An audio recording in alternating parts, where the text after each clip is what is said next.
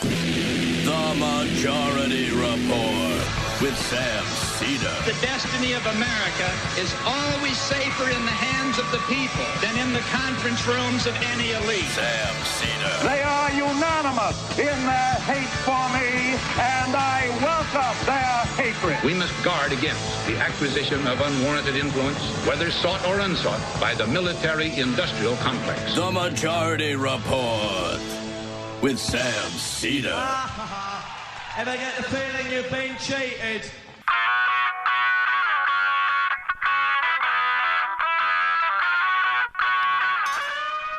It is Thursday, February 18th, 2021. My name is Emma Vigeland, in for Sam Seder, and this is the 5-time award-winning Majority Report. We are broadcasting live, steps from the industrially ravaged Gowanus Canal in the heartland of America, downtown Brooklyn, USA. On the program today, Kate Aronoff of The New Republic joins us to discuss the deadly ice and snowstorms that have crippled much of the nation, how climate change has contributed, and how right-wing media jumped to obscure that contribution. Meanwhile, at least 35 people have died due to those extreme weather storms that have rocked 3/4 of the country, as millions of Texans are still without power and many without water, clean water, due to Texas's unregulated grid. And although the honorable senator from Texas, Ted Cruz, he doesn't seem to be too worried. He was seen heading to a vacation in Cancun as his state suffers. Meanwhile, data shows that coronavirus deaths have shortened life expectancy in America by a full year in the first half of 2020, from 78.8 years in 2019 to 77.8 years, with Black Americans hit even harder, a 2.7-year drop after a 20-year increase. A stark reminder of the death that we've seen. Here in New York, a defiant Governor Andrew Cuomo remains mired in scandal after allegedly threatening New York Assemblyman Ron Kim after he refused to aid in Cuomo's cover-up of nursing home death data. In Florida, Governor Ron DeSantis is also on the defense after he was caught prioritizing vaccine distribution to 2 wealthy, heavily Republican white communities in Manatee County, setting up pop-up vaccination sites in swanky housing developed by a donor to his campaign. Meanwhile, former President Donald Trump reemerged on some right-wing shows yesterday to ostensibly eulogize Rush Limbaugh, but instead took the time to complain about the election and say he might launch his own social media network if he's not too lazy. So there's that. And finally, in Gaza, 2,000 vaccine shipments were finally received after being blocked by Israel. All this and more on today's program. How is everybody doing today on this snowy Thursday here in New York? We are experiencing some of that weather that initially hit Texas and Oregon and other areas in the center of the country and continue to ravage Texas most specifically because they have an unregulated power grid that has come back to really harm their residents. Julian Castro, representative from Texas and former presidential candidate, went on cable news last night to denounce and to criticize the GOP leadership in his state and the lack of GOP leadership. I mean, Greg Abbott, as we covered yesterday on this program, is way more concerned with pushing forward anti-green energy propaganda than actually helping his residents. He went on Fox News, blamed wind turbines. We have gone through this extensively, and we'll talk to Kate Aronoff about how this is completely false, just entirely a Republican propaganda operation. That's what the Republican Party is concerned with, not restoring power to people, not helping them get clean water. Julian Castro had a lot to say about that last night. This is becoming the worst state-level policy disaster since the Flint water crisis. And as you pointed out, we have state leadership, Governor Abbott, Lieutenant Governor Dan Patrick, that want to point fingers to everything except the problem. For the last few decades, they have been the problem. this is not the breakdown of the system. This is a system that is broken down by design. It's designed not to incentivize weatherization of these facilities. It's designed not to incentivize being prepared for a cold weather event like this.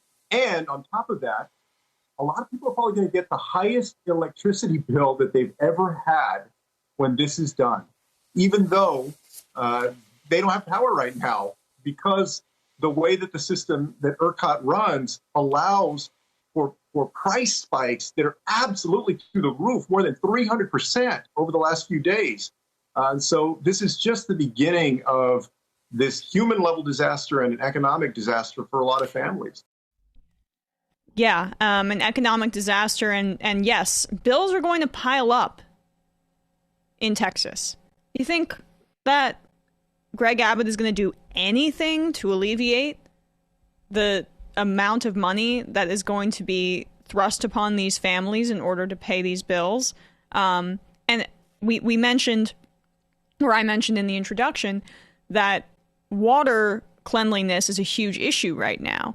And that's a massive problem. Right now, ERCOT, the Texas state government as well, they're all recommending that people heat their water in order to cleanse it because it may not be pure right now. And yet, people have no heat. That's the problem. I believe the number is over 60% of Texas homes get their heat from electricity. That's a massive problem when the grid is completely sputtering at this point. Matt, you have that image of people attempting to get clean water? Yeah, video, actually. This is from Erica Simon, a Dallas reporter and ABC. And here's just, some local, it's a local news reporter, and people filling up buckets for water.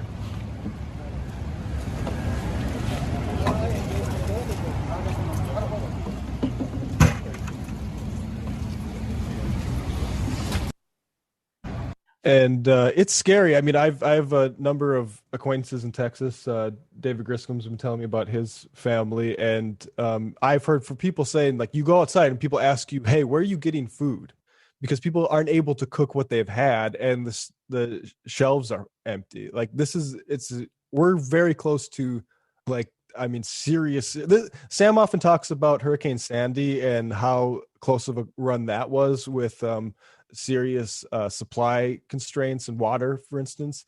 And we keep edging near these disasters. And this is already a disaster. We have double digits dead already confirmed. And I imagine it's going to be more than that. You have how many people going hungry and cold throughout this because, and you say deregulation, it's almost a misnomer.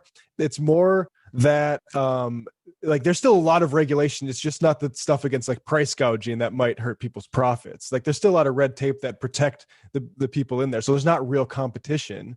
But what you just have is the marketization of energy where people like, I mean, I'm sure Kate's going to get into it more.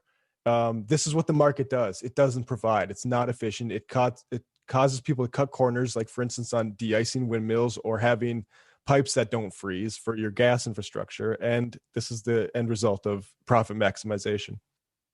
Yeah, absolutely. And Castro touched on the governor and the lieutenant governor lacking leadership in this instance. There's somebody who also tried to, skip town and not help his state. Do we have some of those images there, Matt? Because you might recognize this terrible haircut, even though he's wearing a mask. Oh, look who it is. Ted Cruz and his family flew to Cancun tonight for a few days of the resort that they visited before. In the middle of the largest crisis that Texas has seen since the last hurricane crisis, he's decided that it's time to go for a vacation. That's the amount of disdain that Ted Cruz has for his constituents. So just, like, make sure that image is plastered in your mind when Cruz is up for re-election in 2024, because you have Castro, you have Beto O'Rourke making their own plays on cable news. I think either of them could be viable candidates to either run for governor or to either run for Senate. And it's going to be fascinating Although O'Rourke could potentially challenge John Cornyn in 2022, which actually might be a better play because Cornyn has less name recognition given the fact that Ted Cruz has run for president. But yeah, so Beto O'Rourke's going on the offensive as he should, as should all of the Democrats. The attempt to obfuscate and change the conversation and make it so they can stymie progress on green energy as opposed to addressing the root causes of this. One, the fact that these extreme storms are the result of climate change, as all these climate scientists have made clear to people. But two, the fact that Texas cut corners on its infrastructure. And that's why the grid was frozen. And it had nothing to do with frozen wind. And when it did have to do with frozen windmills, I should say, that was because they cheaped out, as Matt said, on anti-freeze technology. So and why might they be able to do that is because they don't believe the climate's changing severely enough to worry about that in Texas. Well, guess what? You do. You have to worry about that in Texas. Right. And so in any sane world, this would be a lesson. Okay, maybe we do have to worry about this. But no, all the Republicans in power in that state, the 2 senators, the lieutenant governor, the governor, are trying to make it about the perils of green energy, which isn't even really there in Texas. So this is a moment when something's broken and you can go one way or you can go the other way. Republicans are trying to make sure we go the opposite way so things get worse because they're all in it for the profits and the short-term profits of their donors, a dying industry that funds them. And also just this like weird cultural attachment to fossil fuels. Or we could go the other way, the way that's based in reality. And it's incumbent upon the media, which they're now picking up right now, and all of us involved in the discourse to make that as clear as possible. We're going to take a quick break, and when we come back, we're going to be talking to Kate Aronoff further about this crisis. Thanks, Emma. Today's episode is sponsored by BetterHelp Online Counseling. They're giving our audience 10% off their first month when you go to BetterHelp.com/Majority Report. Talked about BetterHelp in the past. BetterHelp gives you access to your own fully licensed and accredited therapist via phone, chat, or video. Look, COVID, very stressful time. In general, I find is a stressful time. COVID is particularly stressful. And it's also a particularly difficult time to find a therapist. A lot of therapists elsewhere have long wait lists. Sometimes it can take you weeks. Sometimes it can take you months before you get in there. When you sign up with BetterHelp, they match you with a therapist based on your specific needs, and you'll be communicating with them in less than 24 hours. Look, nobody wants to go in to see a therapist right now. Everybody's doing distance therapy. BetterHelp is a great way to do it and get started right away. If you've never been to therapy before, or even if you have, this is a great way to do it, particularly in this context. And the beauty with BetterHelp is that once they connect you with a therapist, if you don't think it's a good fit, super easy to switch. You can find a new one at any time for any reason with no additional cost. They have thousands of licensed therapists from all over the country. They have therapists with specialties that very difficult to find, maybe in your area or just in general. BetterHelp also tends to be more affordable than therapists you'd find through traditional means. You don't have to have insurance to use BetterHelp, and they also have financial aid for those who qualify. BetterHelp is giving everyone in our audience 10% off your first month when you go to BetterHelp.com/Majority Report. That's BetterHelp, HELP.com, BetterHelp.com/Majority Report. You can find the URL in our video description or in our podcast description. Check it out.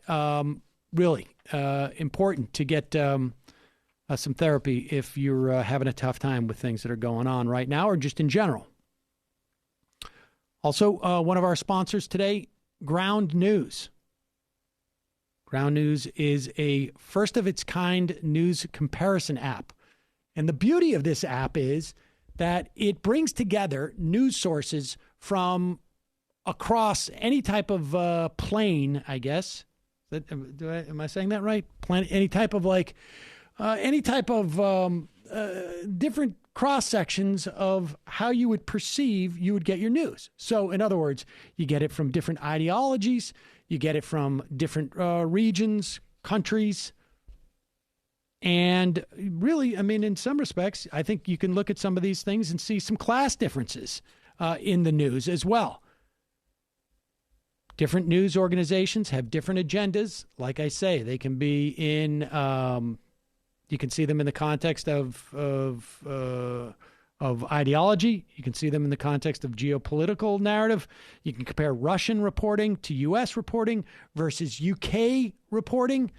This is a great way to gain some sophistication, and I mean that in the best way possible, in the way that you can consume news. I mean, over the years, this is how basically I learned to become someone who can sort of decipher where agendas are coming from, and what I should watch out for, what assumptions are baked into the news sources that I'm getting. Ground News allows you to do it all in one easy app.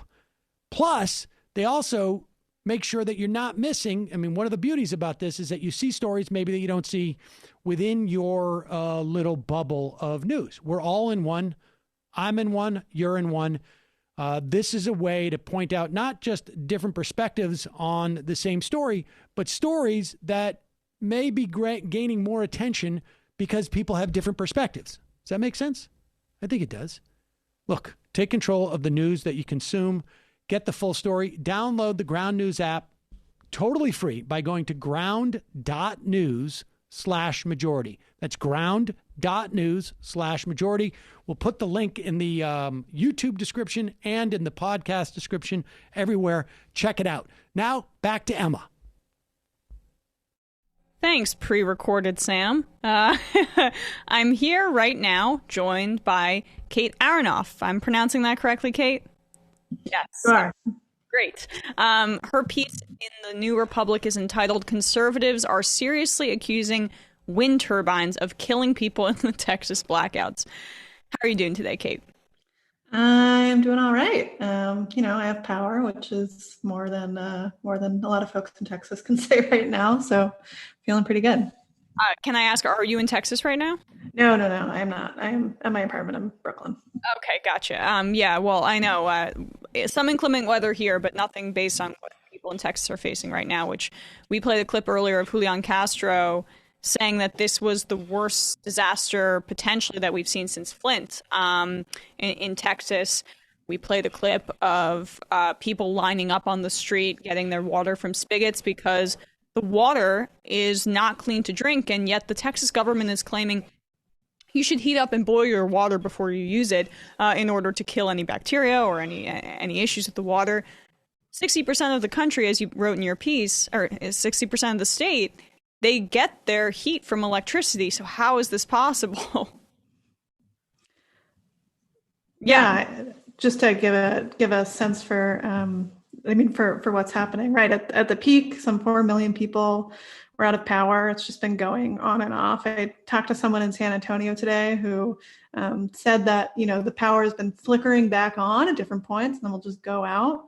And there's just very little information coming from the government. And the other thing that, this is anecdotal, somebody told me this, but apparently there's just been because there's been so little information coming from the city or the state or the federal government, that there's these sort of WhatsApp chains that are going around or text message chains, messaging.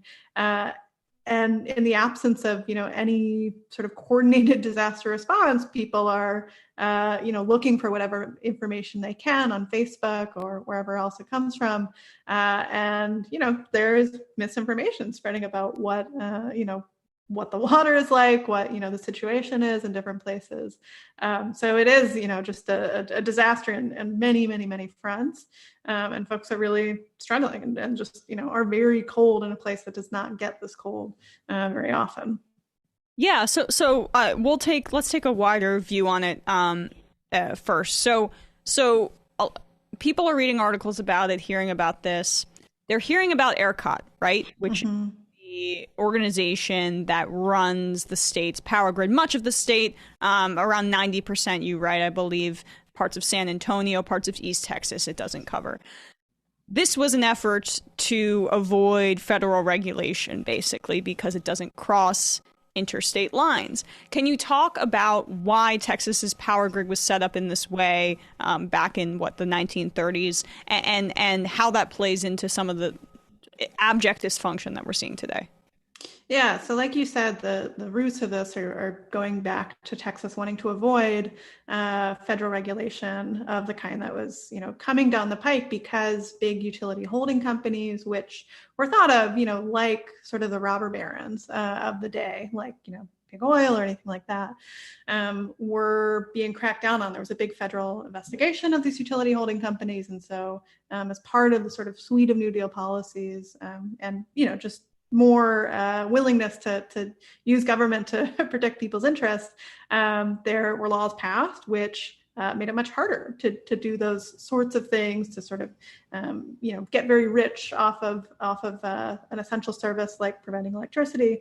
And so at that time, around 1935, the government of Texas sort of opted to sort of spin out. And that process has sort of kept going and got re-energized in the sort of 90s and 2000s in another wave of deregulation. And so what Texas's grid looks like now and makes it unique from most other parts of the country is that it's very, very disconnected from other states' power lines. So ordinarily you would have transmission lines that cross state, and so that if the weather in one part of the country is sort of inclement, you could get power from a place that is very sunny, or has more power on offer at a given point in the day.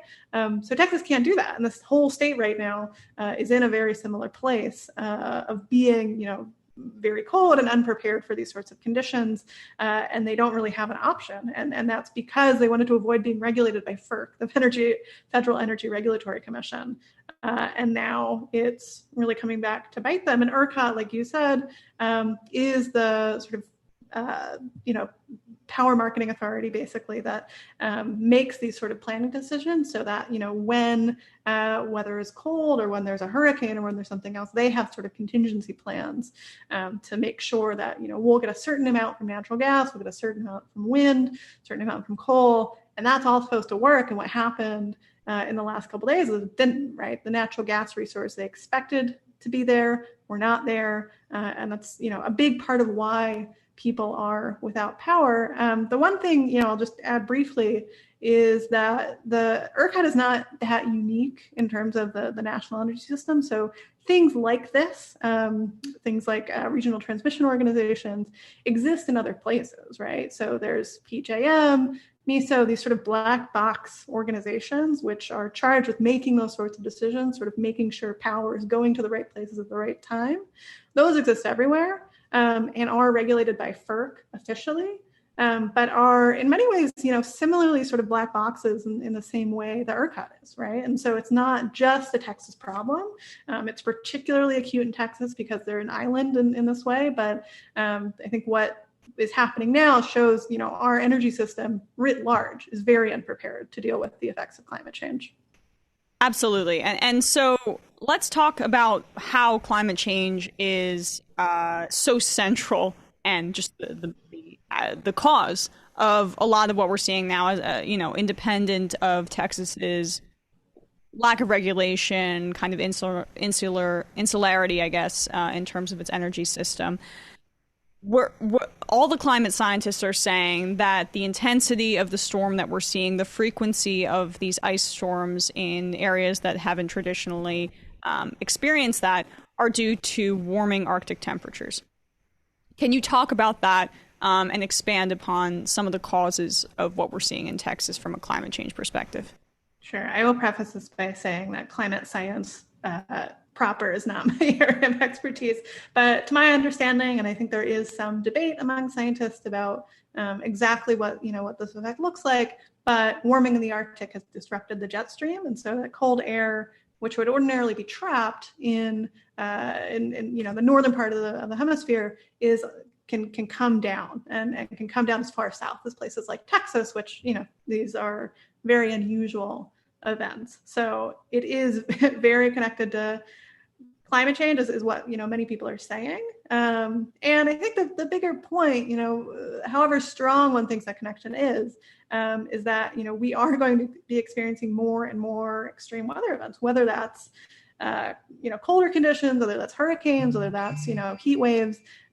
More things like this are coming down the pipeline, and there are, just real gaps in the energy system to be able to deal with them.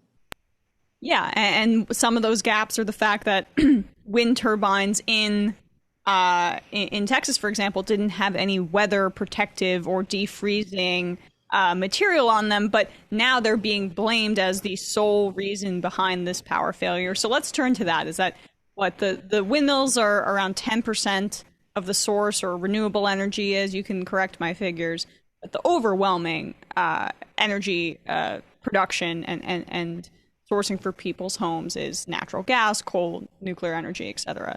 So how does that break down in terms of what we're seeing in Texas? And why was the grid so unprepared just from a kind of technical level?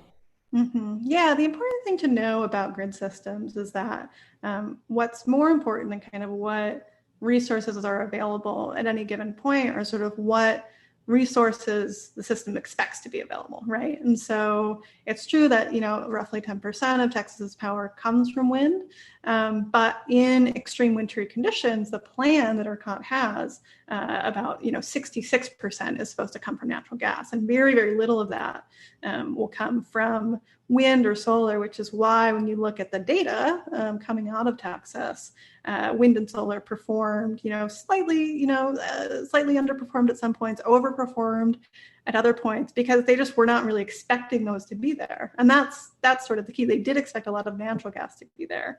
And so it's a planning problem, essentially, to say that, what you want to have there is not there when you need it.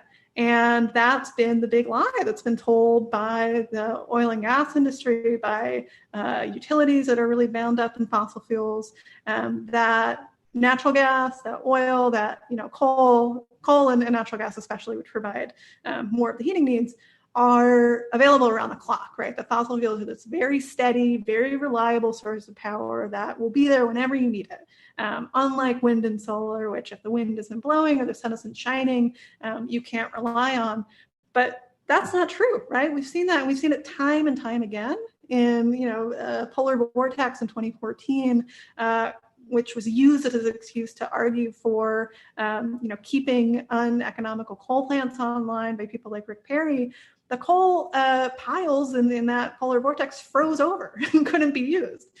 So these resources aren't any more inherently reliable than wind or solar, especially when organizations like ERCOT are relying on them more than we can reasonably expect. And so just to see the sort of misinformation around that really spin up almost immediately from people like Tucker Carlson and the Drudge Report, Rick Perry, Greg Abbott, really just hammering on this message that is false, right? The idea that this should be a reason to build up more fossil fuel infrastructure and more coal and gas fired power plants is just wrong in its face, and a really sort of nasty bit of politicking at a time when people are really suffering. Yeah, I want to get into that right-wing misinformation next, but I just, to hammer this home for people, Matt and I talked about it on the show yesterday a little bit, but wind turbines work and solar panels work fine in Greenland, in Iceland, places that are a lot colder traditionally than Texas, and we've seen there are wind turbines in Antarctica, for example. Why do those work? What is the technology that's a little bit different than what we're seeing in Texas? I mean, beyond the anti-freezing stuff that I briefly mentioned earlier. Yeah, it's preparation. I mean, and it's making sure that you have an energy system which is really equipped to deal with things like that. So in places like Iceland or Norway, they have a lot of geothermal power, which is what's known as firm power, which can provide energy sort of around the clock. And so they took a look at what resources they have available and can say, well, we can rely on this at a certain time and we can rely on this at another time, and just have a plan in place to deal with that when, as frequently happens in Iceland and Norway, they get big snowstorms. And, they are preparing the actual infrastructure for things like this. And they have wind turbines, which, can operate in pretty extreme conditions. And, not every wind turbine in Texas froze over, right? Some of them kept going. So it's just insane to say that this is some reflection on the capability of wind power. Well, it's insane and coordinated. So it's purposeful insanity. Let's get into that, because that's as infuriating as, I felt at Fox News, you can kind of just get numbed by it all, and especially because we cover all these clips every day here on the show.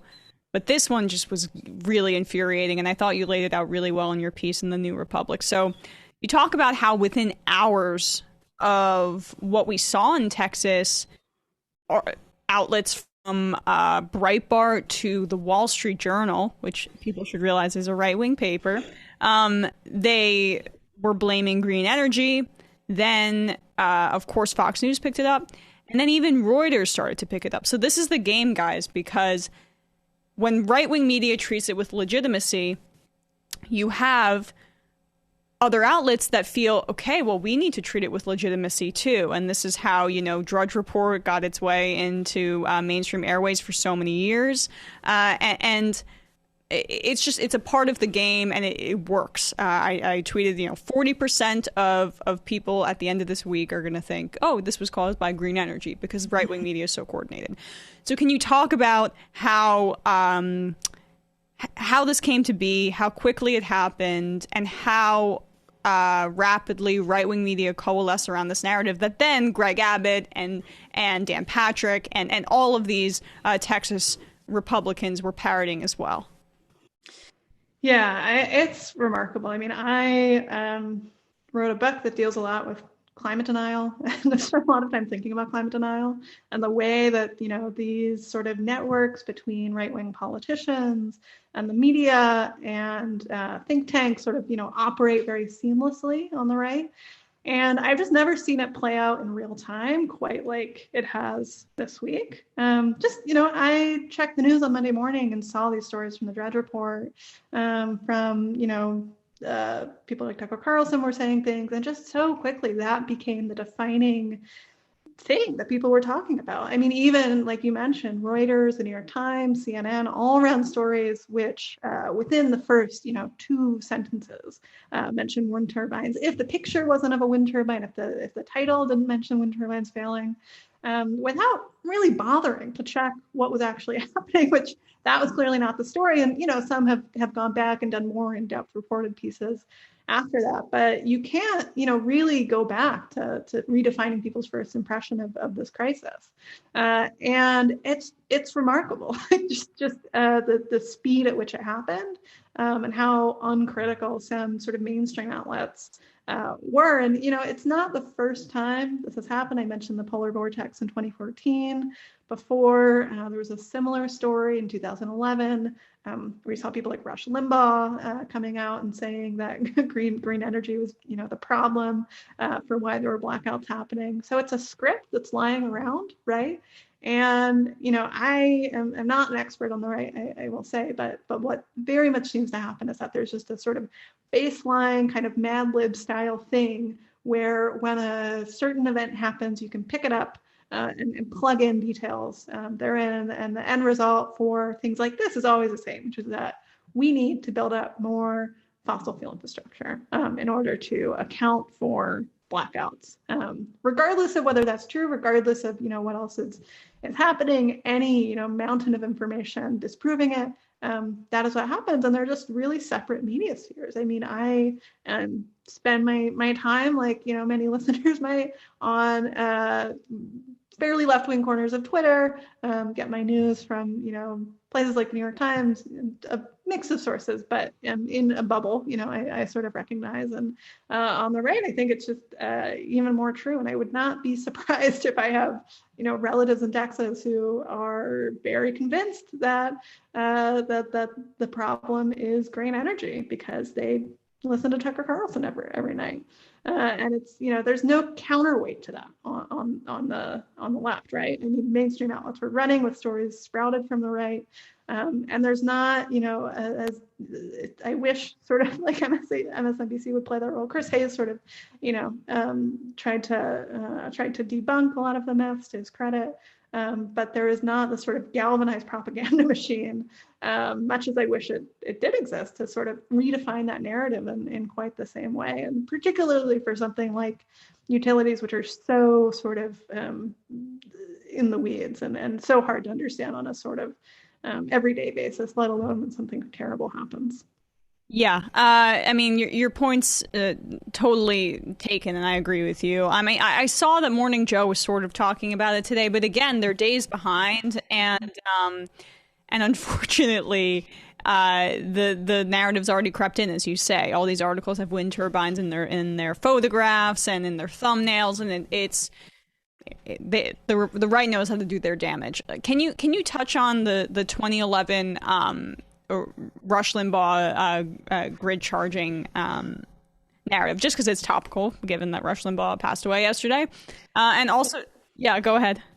I will say I'm not an expert on this particular episode, though I do mention it in the piece. But I mean, it was a similar thing, not a deep freeze like we're seeing now, but Texas was hit with a bad storm. There were rolling blackouts, and the quote that I sort of picked out, which was from the Drudge Report, not from Limbaugh, was that the outages were, quote, a direct consequence of the Obama administration's agenda to lay siege to the coal industry, which, then as now, was very much not the problem. And it was, as might be expected, the fossil fuel sources, which were failing.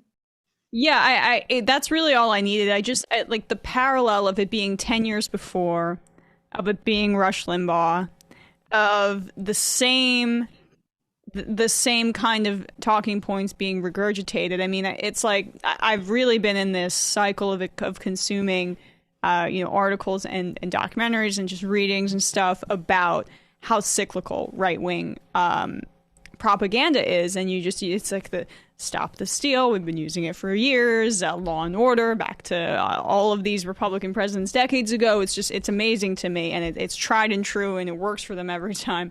That's really my point on that. But I wanted to read a quote from your piece because I thought it was so interesting.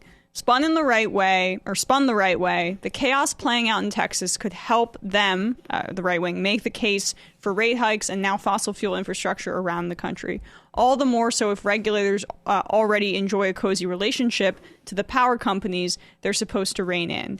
Can you talk about that connection between regulators and power companies? Because that's also fascinating in terms of an angle to explore here.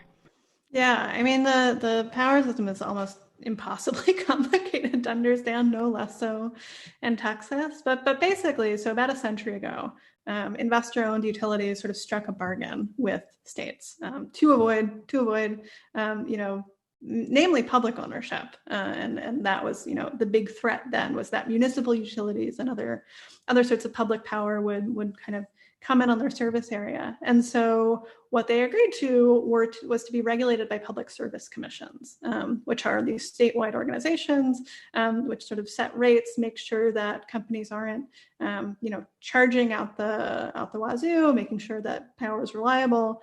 And what the power companies got in exchange was a monopoly over their service areas. So these are investor-owned utilities. And so what that means is that, these companies, that settlement is basically still in place. And so investor-owned utilities cannot just raise rates however they would like. They have to go to the Public Service Commission and say, we need to build, a new natural gas plant, any sort of piece of new infrastructure, and they can do what's called rate basing, which is to recoup that cost from customers.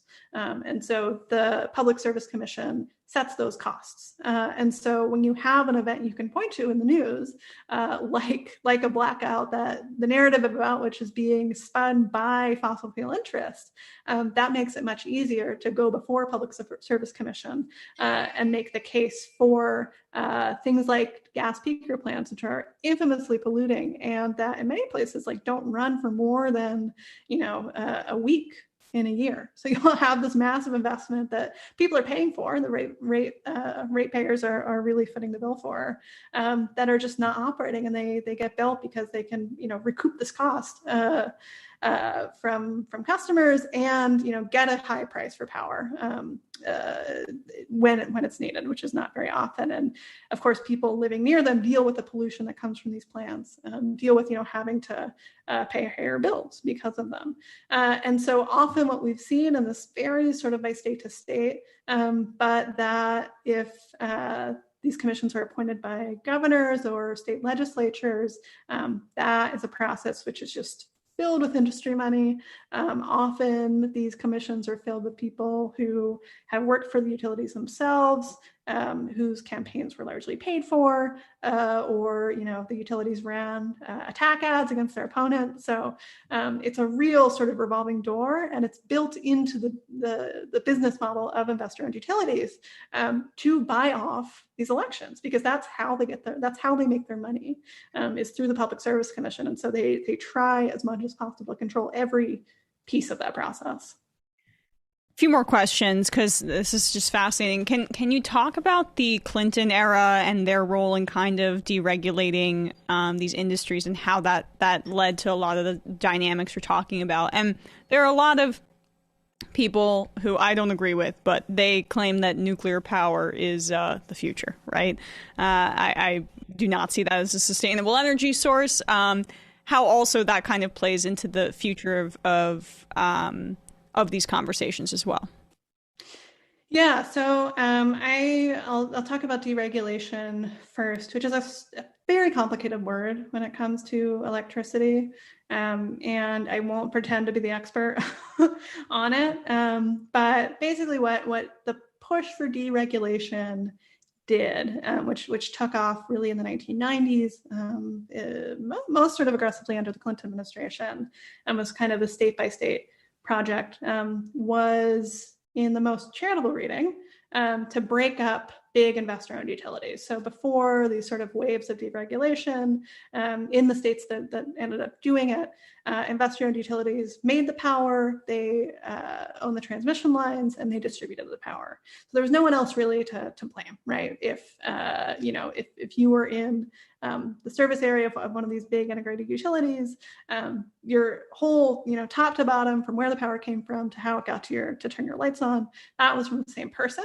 And so that created sort of perverse incentives for companies to generate as much power as possible, to sell much more power.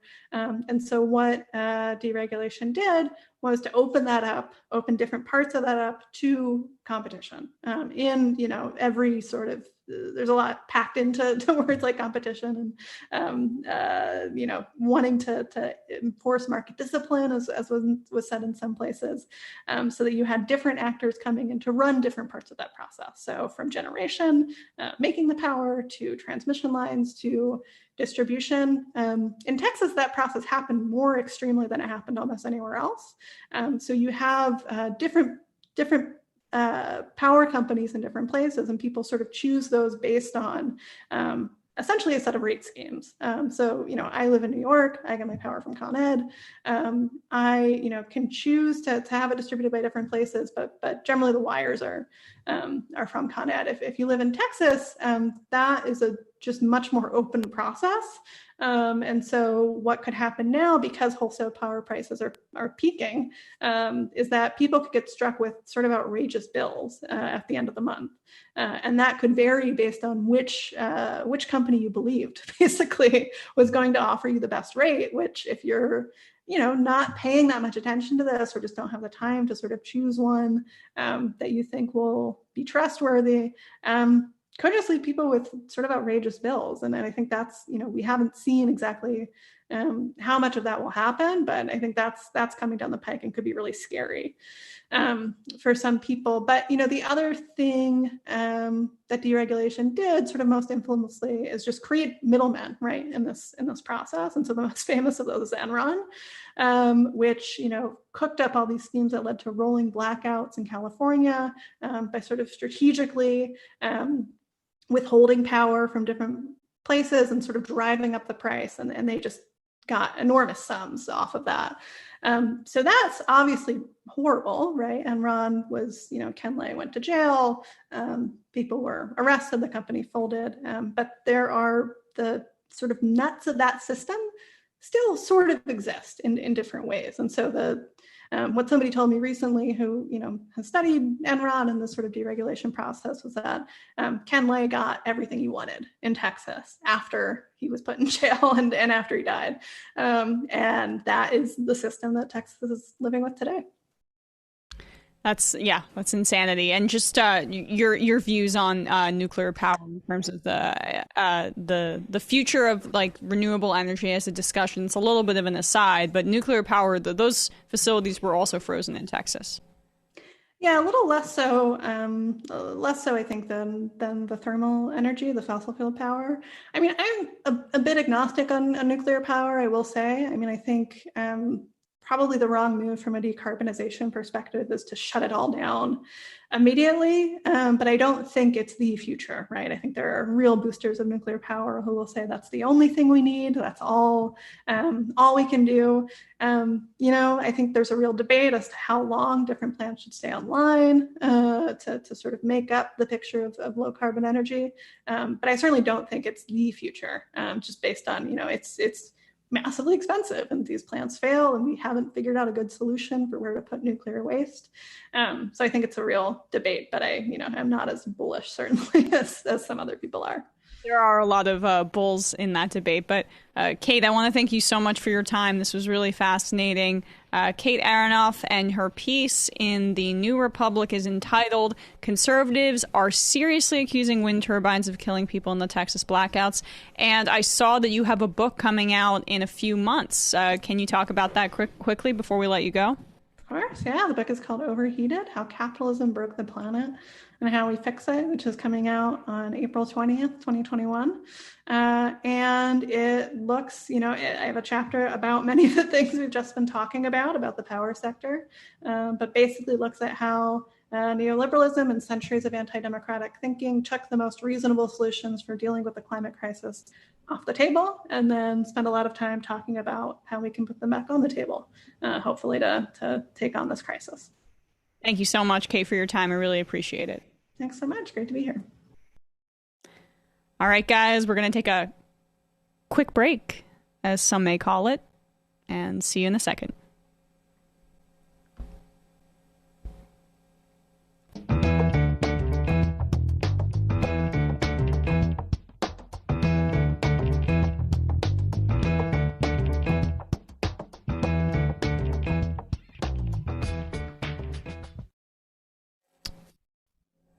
I thought that was a great interview. I don't know about you, Matt. Yeah, I thought that was great as well. I liked the answer on the deregulation thing from the 90s, especially the mention of Enron here. I got this article. I was looking up this stuff last night. So here's an article from April 16th, 1999. And Clinton backs deregulation, large power providers divided on how to promote nationwide measure. And it's interesting if you just scroll a little bit. Look who's quoted in... Ooh. Paragraph 4, arrival to utilities, Energy Cell and Enron Corp said the measure should set a firm mandate for the start of natural deregulation. So right there at the start of this, and I've forgotten his first name. Richardson, the former governor of New Mexico, that had some ties with Epstein and the Virginia Giuffre situation, allegedly, but also was Bill Clinton's energy secretary and was pushing this. And there's a great C-SPAN clip of him and Dingell, from Representative Dingell, talking about this energy deregulation, and Dingell just puts him on the mat because it's clear what this, and they're also like saying this is going to be good for green energy. This is going to be good for reservations. So already that sort of like greenwashing and social justice washing that the marketeers like to in the Democratic Party like to do. Anyway, more on that on Left Reckoning, I guess. But I that was a very interesting interview. Kate's very knowledgeable. Yeah, Kate's great. I mean, she kept saying she's not an expert on everything. I'm like, everything you're saying is completely true and interesting. Like, very- yeah, I mean, she's valuable because she's a great all-arounder. Exactly. I love that. I love that in the guest. So yeah, definitely check out her book when it comes out in April, guys. I also wanted to correct myself because I think I said, and I realized it like 5 minutes after, which sometimes happens with me. I think I said that Cornyn was up for re-election in 2022. He just got reelected. I believe it's not until 2026. So right, Beto should have ran against him instead of that stupid president. Right, he was born to do. Right. He was born for that. I messed up, but I was really thinking about Abbott, who is up in 2022, or there is an election, right, Matt? Make sure I don't get this wrong twice. I'll check that out. Okay, yeah. Because I'm pretty sure, I'm like 95% sure, and I just want to make sure that I'm not giving out false information. And then we'll... Correct. Hell yeah. Let's talk about our old friend, shall we? Somebody who's reemerged from his little cave. All right. Who is this? I'm actually I'm trying to think of. There's a whole bunch of people could have reemerged from cave. Well, at the clip we talked about, somebody did some cable news hits yesterday. Oh, of course. Okay, the major cave dweller. Yeah, the major cave dweller. That's who we're gonna how we're gonna refer to him as. It's a golden cave. Somebody named Donald Trump. I don't know if you've heard of him. He was very sad about his friend Rush Limbaugh passing yesterday. Very, very sad. Is this an opportunity for me to use the soundboard to great effect? I think it might be. Which one is it? Yeah, if you can use the sad one. I don't know what Sam has it labeled, but this is Trump, talking about somebody else. He doesn't want to come back and just talk about himself. This is all eyes on Rush and all things Rush. So yeah, he is an empathetic, very. Here we go. Donald Trump. He's deeply saddened about the passing of his friend Rush, and he wanted to remember all of his great qualities. All the beautiful things about Rush, like the fact that he hated feminazis, the fact that he celebrated when people who had AIDS died, the fact that he got caught with boner pills that weren't his own. All of these things were a part of Donald Trump's eulogy to Rush Limbaugh on Fox News. It's funny, actually there's a lot less, actually let's play it and then I'll comment on how less detailed it is. That was my attempt. He just got a bad deal with what he had was something that was not going to be beaten. It was not going to be beaten, and he understood that. But he wanted to get past the election, and he made it easily. And he thought we won the election. We did win the election, as far as I'm concerned. It was disgraceful what happened, totally disgraceful. But Rush wanted to get by the election, and he did it. And he was proud of that. Okay, that was the Newsmax clip, but maybe he talked a little bit more about Rush's accomplishments and what kind of great guy he was on Fox News. I mean, he had 2 bites at the apple at this, as Sam would say. Yeah, I mean, Newsmax he can unwind a little bit. This is the polished, so let's emphasize the important things, about Rush's career that we're very familiar with. Yeah, this is the big show. He is succumbed to tears, and I was curious, what did he know was coming? Oh, the thing I did for him. I did tell him beforehand because we didn't have Sorry, so I just got to stop it there.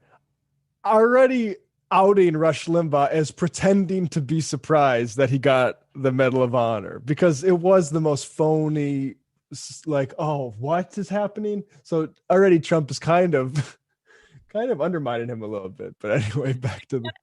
I mean, it wouldn't be a Trump eulogy if he doesn't take a dig at the guy right out of the start of the show or start of the eulogy. One and the same. And I was He is succumbed to tears, and I was curious, what did he know was coming? So I did tell him beforehand, because we didn't have the really the power of not doing it. You know, Rush was very sick at the time.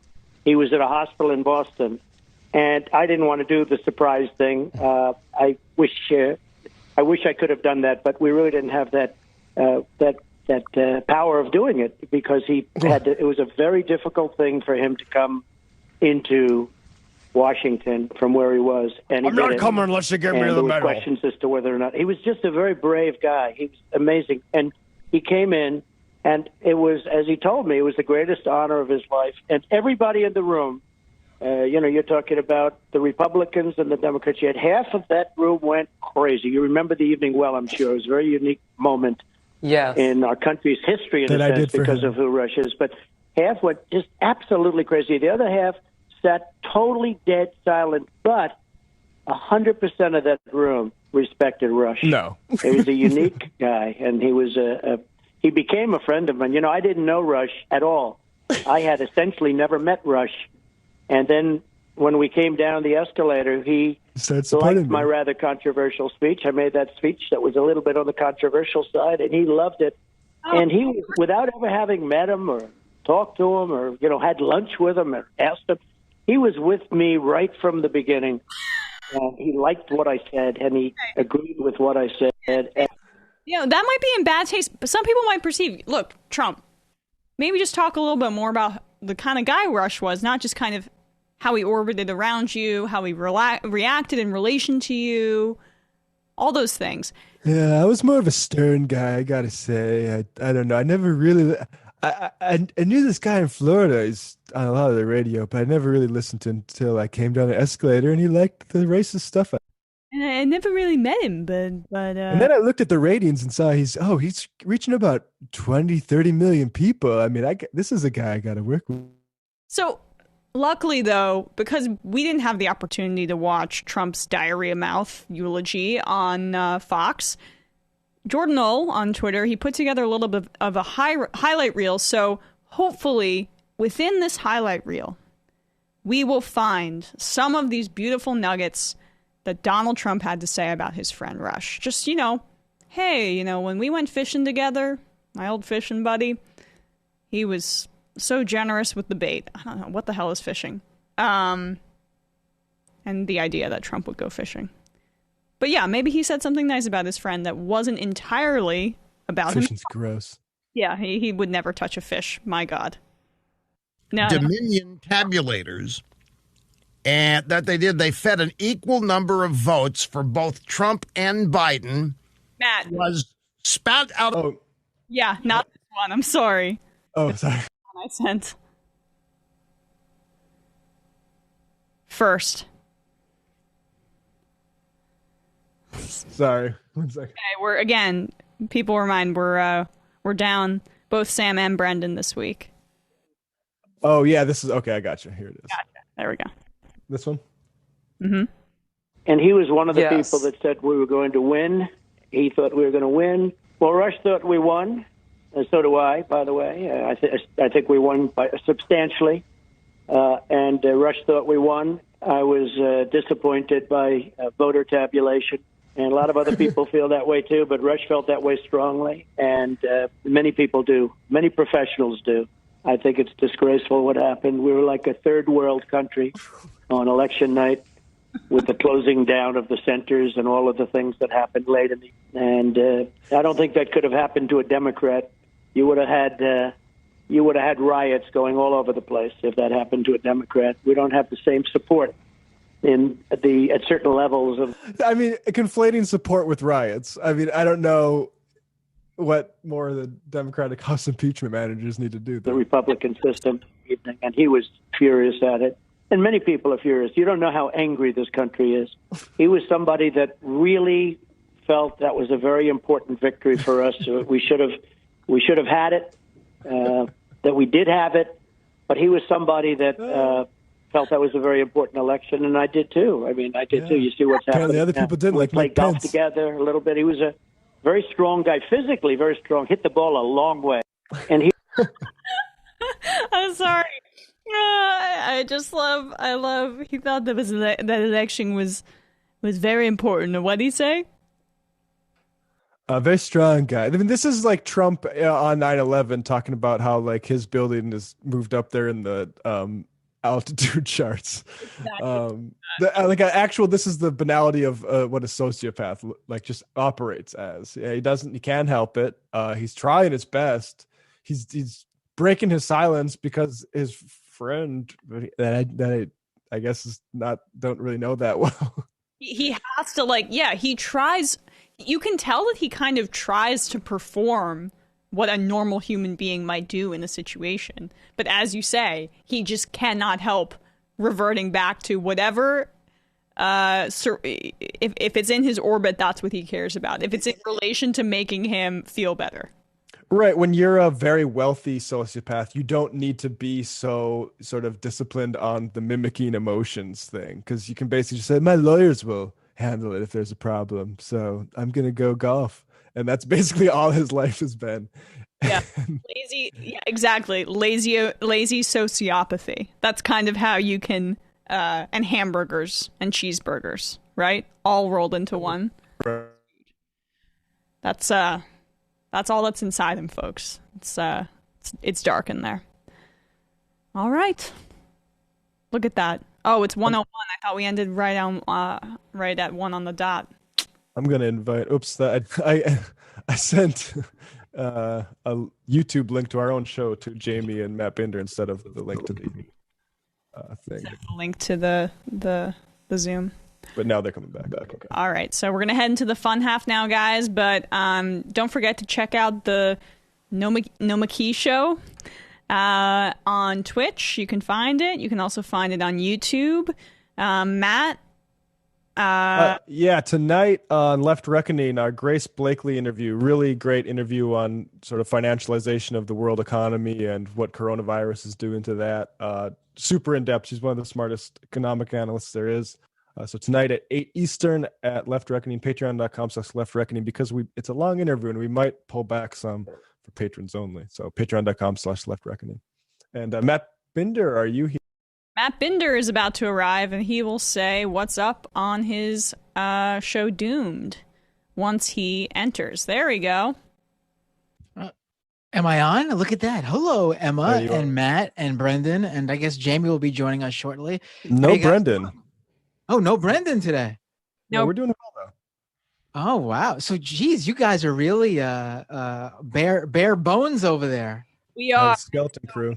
We had you missed you. I know you're a loyal viewer of the show, Matt, but on Tuesday we had a technical glitch that was bizarre. Where I'm like, I got to get this shit right, get my stuff in order, and the issue was that my voice sounded 4 octaves deep, so did everybody else's. So that's what we experienced. But we've actually done, Matt's been killing it. So it's been very helpful. I remember those days of Sam not being there and Michael and I having to wing it with just 2 of us. So I feel both of your pain. But honestly, those days are kind of relaxed, even if things go haywire. True. Sam's not there to blow up and get angry. Matt did experience kind of the difference in my reaction to technical difficulties than Sam's. I describe it as like a quiet internal anxiety where I just, maybe sweat a little bit, but don't say anything, as opposed to Sam's more outward expression of annoyance. You mean you don't throw stapler guns at people?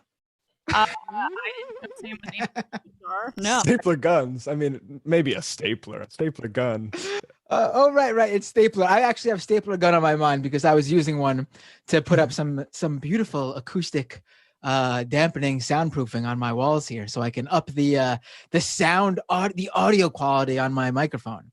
Wait, was stapler literally the thing Klobuchar was reported as? That's what I was. Yeah. I was making a combination Sam Seder, Amy Klobuchar joke, as one tends to do. The combo of course. I'd like to see how your hair would fare in a blizzard. That's what I was talking about right there, JB. Thank you. That's perfect. I gotta say, I'm a little bit disappointed that Sam called in yesterday because I had an idea when I heard what happened to Rush Limbaugh, and then I heard him call into the show yesterday, and I feel like he hinted at something that I might step on his toes if I did it. So I don't know if I should do it on the show anymore. Well, he is the boss man. Yeah. It was such a good. All right, I'll let him do it. I think he's gonna do it. My idea, but I'll just not do it anyway. Okay. So the question was, Matt, what's happening on Doomed? All right, yeah, that tonight at youtube.com/Matt Binder on the live stream. I'm going to have Angelo from Media Matters on the show. And he basically is the guy who started the big Stop Rush Limbaugh campaign back in the day, causing Rush Limbaugh tons of headaches.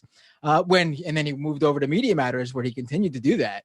But I'm going to have him on the show and we're going to run through the lasting legacy of Rush Limbaugh tonight, youtube.com/Matt Binder.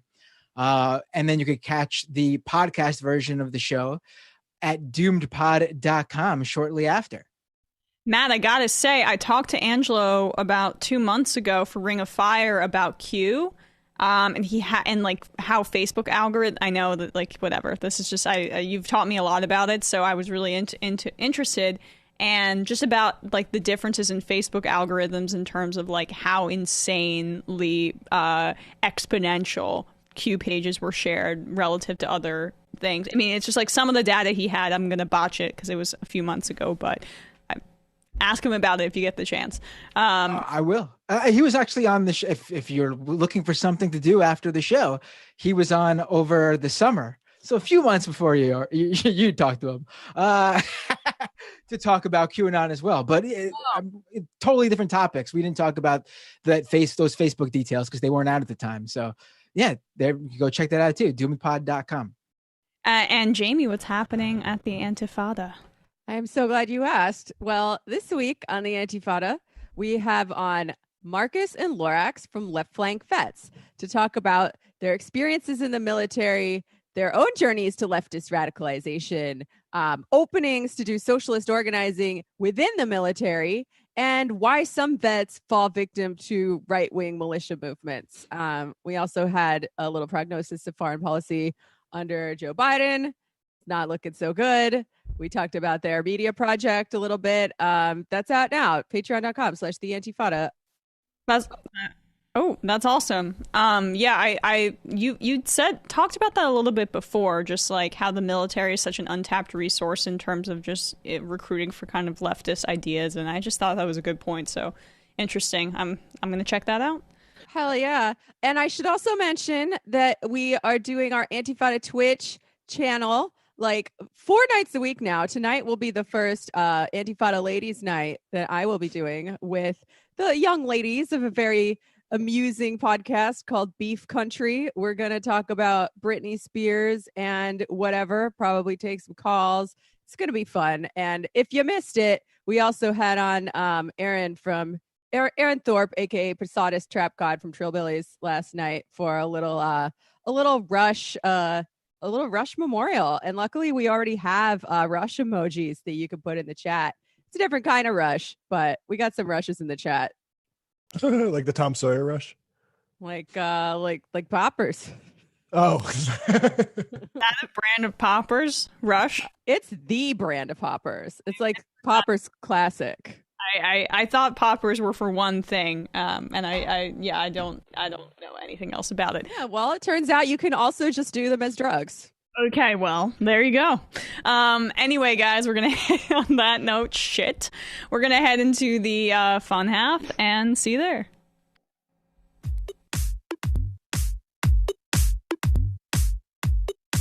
Left is best.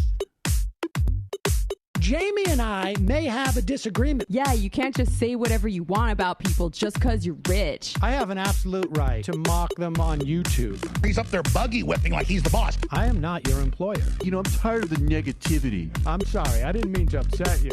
You nervous? You're a little bit upset. You're riled up. Yeah, maybe you should rethink your defense of that, you fucking idiots. We're just going to get rid of you. All right. But dude.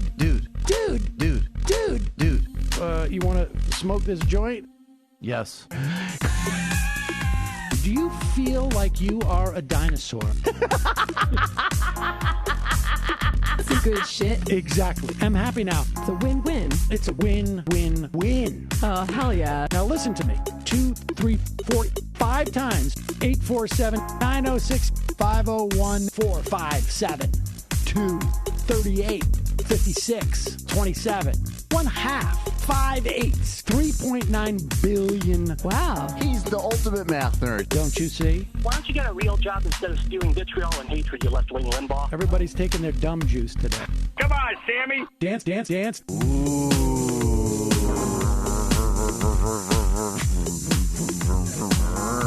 Rand Paul. I had my first post-coital scene with a woman. I'm hoping to add more moves to my repertoire. All I have is the dip and the swirl. Fine, we can double dip. Yes, this is a perfect moment. No.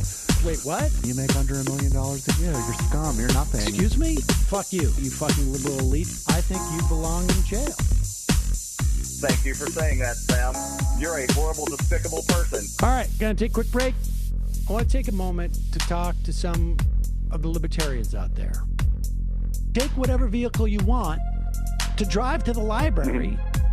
What you're talking about is jibber jabber. Classic. I'm feeling more chill already. Good. Donald Trump can kiss all of our asses. Hey, Sam. Hey, Andy. You guys ready to do some evil? Hitler was such an idiot. That guy might be a Nazi. Agree. No. Death to America. You. Yes. Wow. Wow, that's weird. No way! Unbelievable. This guy's got a really good hook. Throw our hands up. Ooh. Wow. But Sam, I gotta get off. No worries. Let's. I want to just flesh this out a little bit. I mean, look, it's a free speech issue. If you don't like me... Hey, shut up! Thank you for calling into the Majority Report. Sam will be with you shortly. I just realized, Sam is no longer a left-wing Limbaugh. And that's because I'm going to do my best recreation of the DNC 2012 slogan here. Sam Seder is alive and Rush Limbaugh is dead. Wait, what is the slogan? GM is alive and Bin Laden, Osama is dead. Remember that one? Or were you? Wow, or you, I don't remember that. What is that? GM is alive. Wow, you guys are babies. You guys are children. I mean, babies as in small, not babies as in immature. You're both probably more mature than me, quite honestly. That sounds like the liberal version of like we have no hope, no cash, and whatever that was. Yeah, that was the 2012 to their big slogan. Their big that's what they would constantly say at the 2012 DNC, Obama's reelection campaign against Mitt Romney.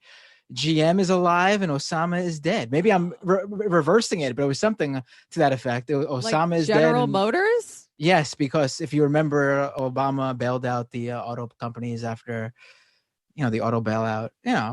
Oh yeah. Oh yeah. See, and now we're all driving our General Motors cars. See, this is why I didn't pay attention to this stuff in 2012 because I correctly believed that it was dumb. I was like peak anarcho Jamie at this point. I was like, this is a bunch of bullshit. I don't need to pay attention to this. I'm gonna the phones right now, guys. Just a heads up. Oh, you're doing the phones. I am. Ooh. Spot, right? I got all the tech in front of me. Oh, so I don't got to do anything. All right, I'm gonna just sit back, relax, and enjoy the show. I'm gonna. What am I doing with the phone system open on my computer? I'm not even gonna sign in. It might be easier from where I'm at though, just because I have the. No, I agree. Okay, cool. From Matt's perspective. Yeah. So, you guys want to take some calls and we'll read some IMs? Yeah, let's take some calls. Let's hear from our lovely listeners. So I'm sure I have no idea what you guys have been doing this past week. So I'm going to assume that I just broke the news about Rush Limbaugh's death, and we're going to hear from our listeners' reactions to it for the first time.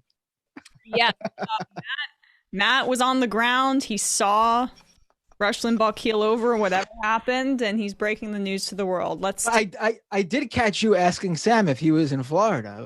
I know he didn't answer that question, but I just want to say I can't answer that question to give you a hint. You know,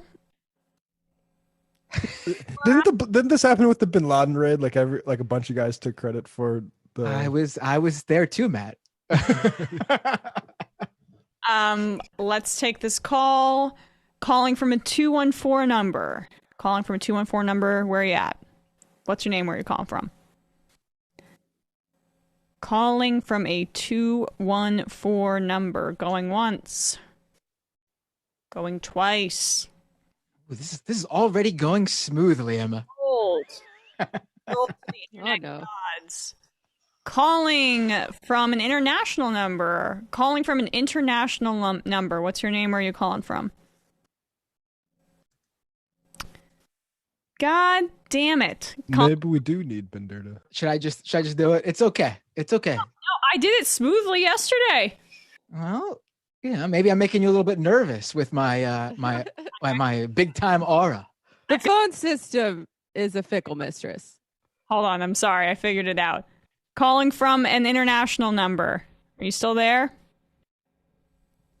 Yes, hello. Hey, what's your name? Where are you calling from? Hi, this is Artie, and I'm calling from London. Oh, Artie from London. What can we do for you? Right. What I am amazed at is just how how amnesia has fallen over most of America's history, its historical history, and its inheritance. It's always held up as I am a sort of lawyer by trade, and you inherited our system. You inherited our Senate, which is the House of Lords. You inherited our House of Representatives, which is the MPs, and it's just amazing the lack of numerical memory. Yeah, just the memory of your historical beginnings. You were English crap sent over to create a colony. I'm sorry to put it in those terms, but it happens to be true.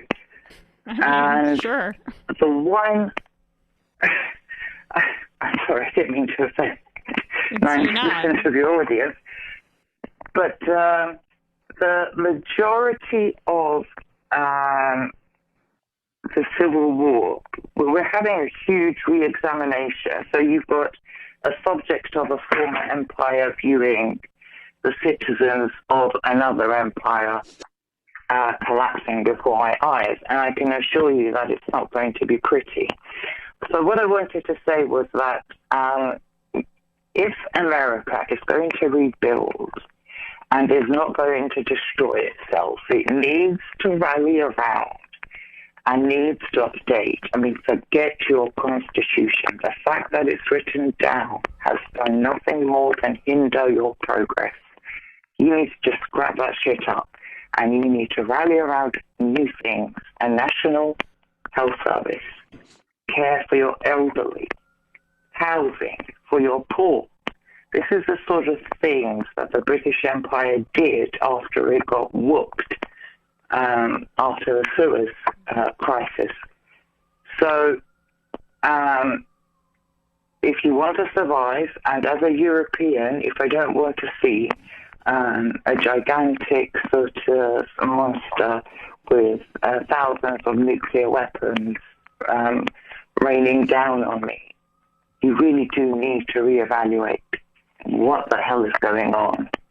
I agree with you. I know you're trying to. No, we're trying. I mean, thank you for that image of thousands of nuclear weapons raining down on us. I mean, look, I appreciate your frankness, and I think I think you're right. I think obviously there needs to be a realignment. And a lot of it's not just our Constitution, really, I would say, because there are some good things. Like we have freedom of speech here, and I think that's an improvement on some areas. We kind of do. But I mean, it varies based on how much money you have. But relative to the UK, it's better. To say relative to the UK, where you guys don't have those same protections, I think that's an improvement. No, it's not. No, you ripped the Bill of Rights right out of our book. Agreed. It was passed in the glorious clever. Yes, you did. I said agreed. Agreed. Yeah. You agree, and you might know, but not the 90% of the rest of America knows that you took the Bill of Rights from the United Kingdom, turned it to your own kind of mythology, which every sort of country needs, and it's doing you a lot of damage. And the fact that we don't have a written constitution is actually doing us a lot of good. We're very agile. We can change things. We don't have to have endless debates about Mitch McConnell using the bloody filibuster. Such a thing doesn't exist in the UK anymore. Well, the filibuster was not a part of our Constitution. That was a relic of basically... It's a convention. They took some liberties, and, the other side was cucked, so... Yeah, I mean, I agree that parliamentary style would be even better. I mean, we should all just get rid of both lords, the lords and the Senate. All these improvements should be made. I mean, look, you're not going to get me to defend the U.S. Constitution. You're not going to get me to defend America on any level. But you know what? Turf Island isn't looking so good either. So, glass houses. What I would say is the UK has just managed to vaccinate all of its vulnerable population from 80 to 65. I am 35. I'm getting my Pfizer vaccine at the moment. I had it today, and in 2 weeks' time, I will get my other shot for free of charge. Yeah. No, Can I get you tell it. me if the same has been achieved in the States? The NHS, you're not going to get any argument from me there. The fact that the healthcare system has been so entrenched in the UK, I mean, and even the Conservative Party, yeah, they'll tweak around the edges, but they're not going to fully do away with it. It's an achievement, and the United States should be embarrassed by their healthcare system. Yeah, I know, I get it. They can't do it, and it's the same deal with the somewhat, what we see with Social Security and Medicare. There are always times when the right wing and even the Obama administration flirted with privatization efforts, but they always come crashing down because these programs are too popular. So I appreciate your perspective, Artie. Thank you for calling in, and got to get to new calls if that's all right with you. Oi, mate. Thanks for the call. Take care. Thanks so much, man. All right. Oh man, that call! Oh man, great! I'm sure, great guy, but man, I could care less about the Brits. No. Oh my god! You have a different perspective. I was the one that fucked up the calls earlier. I didn't call in when I hung up on this number. So calling from a 214 number. Thanks for calling back in. Apologies for hanging up on you earlier. Hey, this me? Yeah, that's you. Oh, thank you so much. Hey, this is Lawton from Texas. Some shit's hit the fan since I talked to y'all last week. Hey, Lawton, how you doing? Pretty good. I actually wanted to ask you about some you actually brought up on Twitter the other day. Hey, you brought up the idea of Julian Castro possibly challenging Greg Abbott. Yeah. And I actually think that's some promise. That could have some promise, and if I could give like my perspective of someone who lives here, and this would only be anecdotal evidence, hence, and so like take it with a grain of salt. And plus, I grew up in the same town as Alex Jones, so. Oh boy! But by the way, I hope you're okay. I hope your family's okay right now. Yeah, this fucking blows though. Yeah. Yeah. My perspective is he'd probably be more formidable than like Wendy Davis was, but that he still probably wouldn't pull it off just because the vast majority of Democrats you'll meet down here are like 90% people of color, because it's mostly like white dudes not wearing masks and shit down here. I think if he tapped into like the young vote, there could be some promise there. Here, if I had to guess, like what percentage, like when it comes to ideology and stuff, based off of no statistics, I would say it's like, when it comes to young people, it's like 30% Republican MAGA, and like I'd say 40% Libertarian, and 30% people who wanted Bernie to win but were too lazy to get up and go vote for him. But I'd say if you could tap into that he would have some real promise. But yeah, I guess I just wanted to hear that talked a little about more in depth, I guess. Yeah, I appreciate, your insight here as someone from Texas, and it gives me a little more confidence in my hot take, right? I wonder if Beto has worn out his welcome. It's like, okay, dude ran against Cruz, he lost.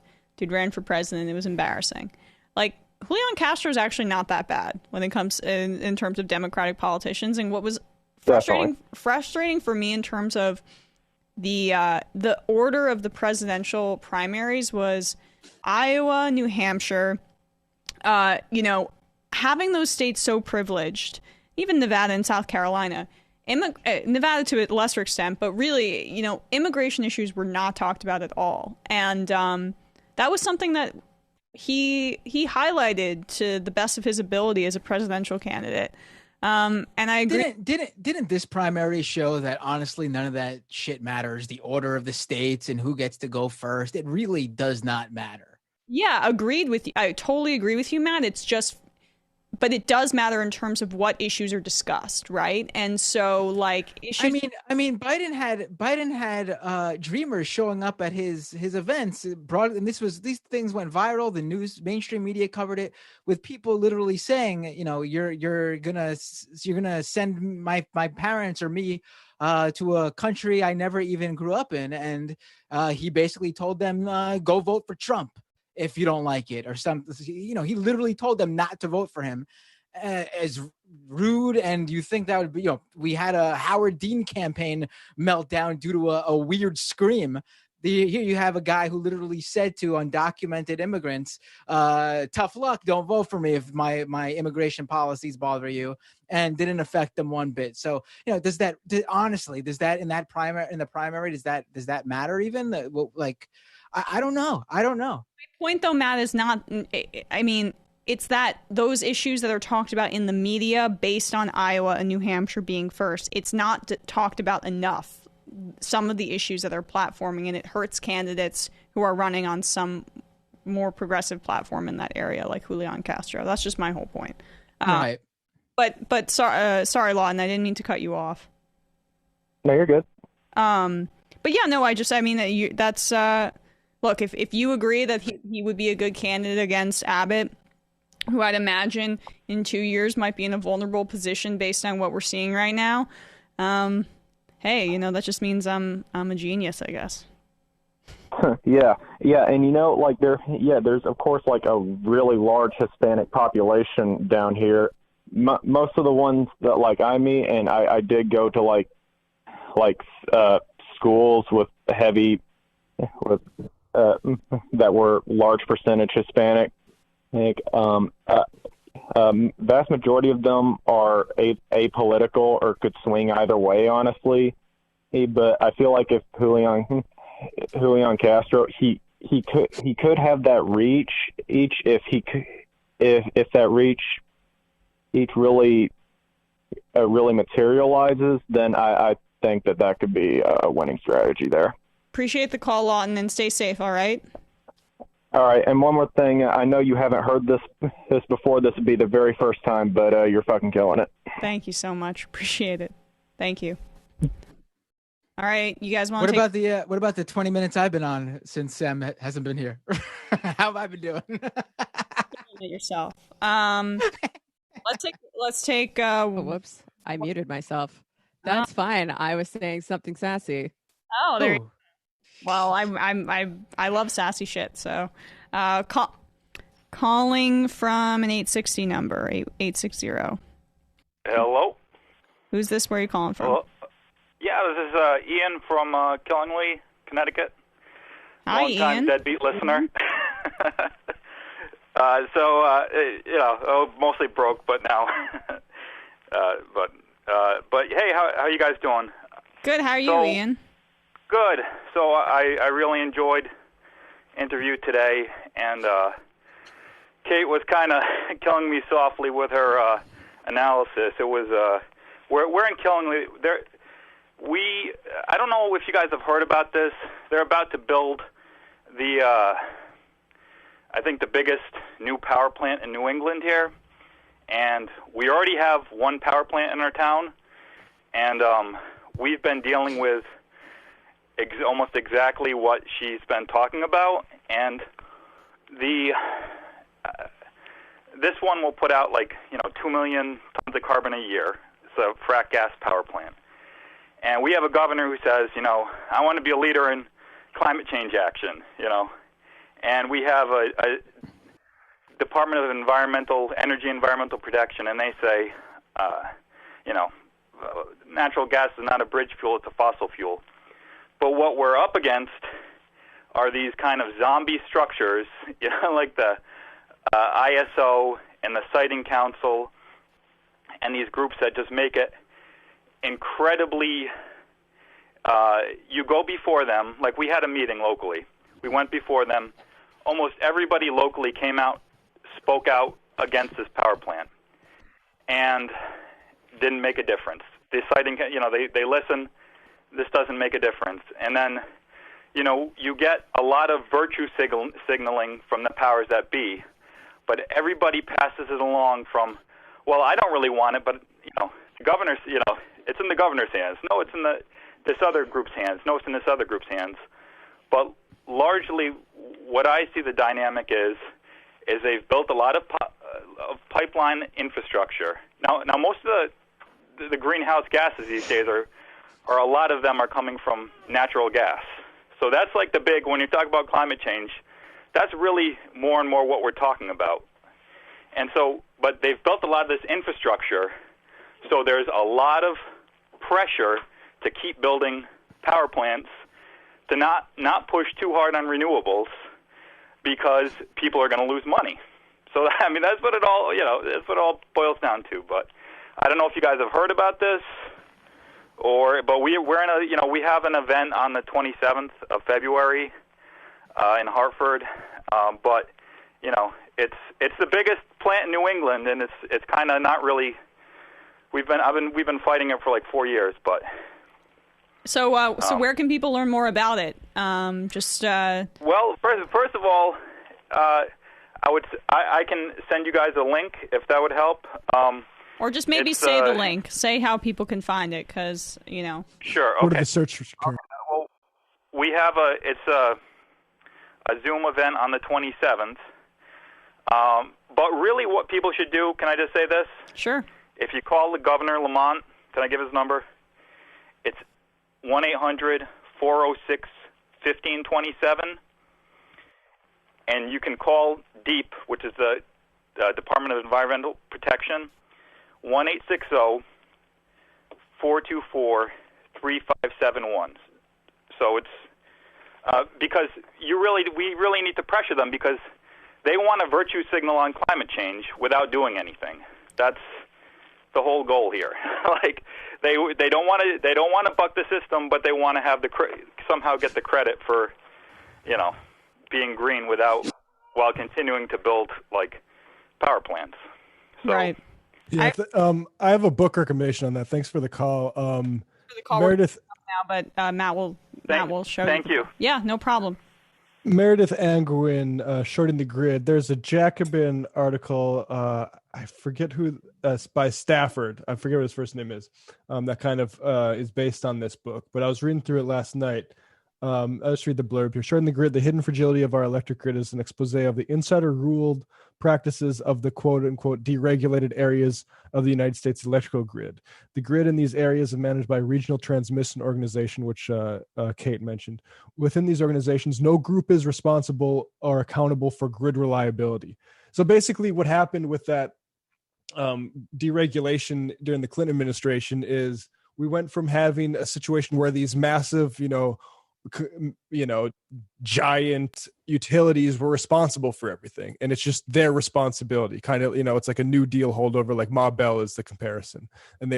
But then we move to this more market-based approach to encourage some competition in the system, which you have Bill Clinton's energy secretary saying it's going to save people $200 a month, which it actually ended up costing people money in the areas that they did this. But also, no one is actually responsible for if the power goes out, because you have different, you broke the vertical integration in the name of anti-monopoly. This is the wrong kind of antitrust, folks. And yeah, it's been a disaster. Yeah, that's fascinating. I want to read that after you sent that to me after Kate's interview. So I'm fascinated too. Have you guys covered the? Sorry to interrupt, but there's a lot of information coming in here about this specific topic, so I think we should hit it. Maybe we'll wait for Jamie to get back. But did you guys talk about Ted Cruz yet? I'm assuming. We did a little bit in the first hour, but I'd be down to expand upon it. My pet project for the fun half is I really want to talk about Cuomo. I don't think. Me too, because it's always fun to talk about Cuomo because he's horrible and people need to know. For some reason, they don't. And B, the Assemblyman Ron Kim, who he got into a tiff with, is my Assemblyman. Oh, wow. Yes. Let's read some IMs until Jamie gets back, and then you want to dive into Cuomo, and then we can talk Cruz? Let's do it. Oh, that's awesome. All right, here's some IMs. Sup, Emma and crew. Please plug the Epoch of Incredulity podcast. Epic, sorry. Social media handles Epic Incredulity. We may or may not have awkwardly stand Matt Binder's investigative abilities on this week's... and it just disappeared. On this week's Saw SO episode. So that's short for it. Since Emma digs Pokemon, is she planning on getting the new Pokemon Snap game coming out soonish? I don't dig Pokemon anymore. I was really into it as a kid, though. My parents were very anti-video games, and all I could have was a Game Boy and one game, and it was yellow Pokemon game. Oh, that was a good one. I really like Pokemon Snap, but I gotta say I think I might be too old for that. Was Snap the one where you take pictures and tell us yeah, that was a good one. That was a very inventive game, but I want like a full Pokemon open world game. That's when I'll get back into it. They have that. Like, is it good though? It's. I mean, I've only played a little bit of it because my son. On what system? It's on Switch. Oh, interesting. What's it called? I forget, to be honest. Right. Honestly, everything you ever wanted from your favorite Nintendo stuff that didn't exist when we were kids, but you dreamed of it. Like I wanted so bad when I was a kid. Why weren't there Mario Brothers playsets, like Mario figures, Luigi, like the whole cast of characters, figures, and the whole set and everything? They didn't have them when I was into Mario. I'm not even talking about the 80s when I was 3 years old and playing on the NES, which, by the way, I'm that old. I played on the NES. I was 3 years old, 89. So it wasn't a new system when I was playing, but it was the system. When elementary school, junior high, high school even, there was no figures, even though Mouse D4 was huge and Mario Sunshine was even a thing at the tail end there. But now they have as every single character's figures, play sets. I would have been so into it if I was a kid. I would have had it. I would have begged. That would have been my Christmas. Like, please give me as many of the figures as you can. But I missed out, man. I missed out. Oh, you pronounce Mario like Kim Cattrall does. It's Mario, because I know in the video game they call him Mario because apparently most people pronounce it that way. But if you're a New Yorker, it's Mario, okay? It's me, yeah, Mario. I mean, he's a plumber from Brooklyn, right? It's Mario. No one calls him Mario. Well, except for other Italians and, other people who know how to pronounce that name. Speaking of a son of a Mario, or actually... I just wanted to get that transition in. We don't have to actually transition, but it was a transition. I was just going to name check because it's burned into my mind from that commercial where Kim Cattrall is horny for Mario. Does anyone remember what I'm talking about? As a Sex and the City fan, are you kidding me? Of course. Again, just realizing that Sam was the guy who spits out his steak still fucking blows my mind. More IMs. Glad you spoke on nuclear power. Sometimes I feel that leftists give nuclear power a pass. Agreed. It's not a renewable energy. It's a carbon neutral energy source with an enormous amount of risk tacked onto it. Says Rabbit from Boston. Don't get me wrong. There are plenty more disasters attributed to fossil fuel extraction than nuclear, but disasters like Fukushima, Daiichi put our climate savings efforts decades, if not hundreds of years backwards. I agree. It's just like, it's like a kind of just like a capitalist tweak. I don't know. I got to say, I know where I do typically agree, but I know where Kate's agnosticism comes from, particularly in the urgency of this. But I also know that, like, look, when a gas factory freezes over, it's just out of commission. If something goes seriously wrong at a nuclear plant, that's a much, much bigger problem. However, I do think that Jacobin piece I mentioned earlier and this book that I mentioned makes a case for, like, a practical case for nuclear that I think, like, I have a bit of time for, even though I typically do side on the anti-nukes. And final I am for right now. I think Gina Carrano would make a great replacement for Rush Limbaugh. Heard she's looking for work. Limbaugh. Hilarious. I mean, I like The Mandalorian, and she was kind of a cool character. So I was like a bum for 2 minutes, but then I realized I'm an adult. So, does Gina Carrano have any personality though? Like Rush Limbaugh, say what you will about him, but he had talent. That's why he was so destructive. He had incredible talent as a radio broadcaster. Gina Carrano, she acted as I never had heard of her before. She got canceled. She was an MMA fighter. She was like one of the earliest. Like she was like the Ronda Rousey before UFC would let women fight in their. So she missed the boat pretty much to be the big name. But for MMA heads, she was like the main star of women's MMA before it blew up in the mainstream because UFC decided to do women's MMA. Yeah, I mean, she looks like she could beat the shit out of me. So, all right, let's talk about Andrew Cuomo because I am chomping at the bit, shall we? Let's do it. Let's do it. I got a story too. Awesome. Andrew Cuomo, mired in scandal, facing increasing calls to resign because he hid over half of nursing home deaths due to COVID. This story had been percolating for a while, and now it's kind of been brought to the surface because people in his administration were afraid that they were going to go to jail over this, so they spoke out to the media. And some of the people who were surrounding this, who decided not to stay quiet, was Assemblyman Ron Kim. He, as Matt Binder just said, represents Matt Binder's district, and he decided, I'm not going to help Cuomo in this cover-up, decided to speak out, and allegedly, and I totally believe this based on everything I've heard about how insanely horrible of a boss and person Andrew Cuomo is, Cuomo threatened him. Here he is telling his story on cable news, Assemblyman Ron Kim. Exactly did the governor want you to do? And what did he mean by "are you an honorable man"? What was the thing? Can you recount the phone call and what the point of it was, the request?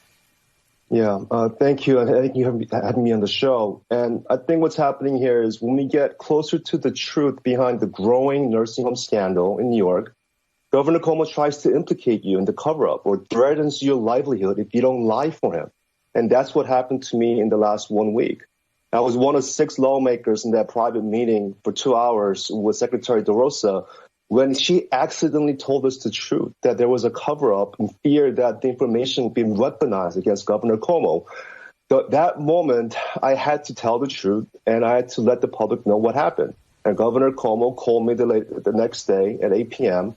while I was about to bathe my kids. I was with my wife, and for 10 minutes, he berated me. He yelled at me. He told me that, my career will be over. He's been biting his tongue for months against me. And I had tonight, not tomorrow, tonight, to issue a new statement, essentially asking me to lie, and asking me, like, I heard and I saw a crime the other day. And he's asking me that I did not see that crime. And I just want to reiterate, like, this is not a new thing for Andrew Cuomo, right? All those Cuomo-sexual fucking morons on the internet. This is a bully. This is blue Trump. There's no difference. He's a liar. He changes information and data so he can sell books and make himself rich. He did this with COVID. He wrote a book in October that came out in October, How I Defeated COVID. I wonder how you created that perception that you defeated COVID. It's almost like you lied about how many people died. And it's not even like New York's numbers were good. I mean, right now we're up there with California, and I know it's because we're the two of the most populous states, right? But he didn't do a good job. He ignored Bill de Blasio, who I've got no love for in terms of Black Lives Matter, but he was a better dude than Cuomo, who said we should do shelter in place. Cuomo, of course, bullies him, dismisses him, starts a feud with him in the media, bullies him. That's what he does. He bullies. He tries to intimidate people because he grew up in the family. His father was governor. He was born to do this, right? And so he feels entirely entitled.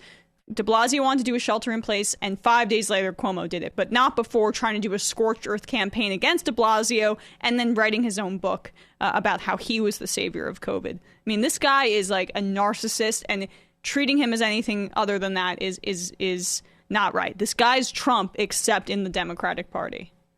Oh, absolutely. I worked with people who were entrenched in working in the New York political world as reporters and journalists, and every single person, I mean, you've probably seen the tweets, but I'm repeating them because it's absolutely true, because I've heard it myself. What Ron Kim is saying that Andrew Cuomo did to him on the phone, threaten his career, bully him into trying to take part in this cover-up of COVID deaths, which are at the hands of Cuomo. It's quintessential Cuomo. Literally, it is who he is. It's completely the norm to hear the story about Cuomo to everyone who knows Cuomo best from reporting on him over the years.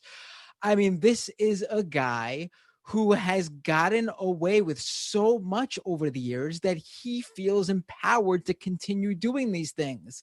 Like, if you think Trump is bad for this specific type of mafia-esque behavior, Cuomo has perfected it.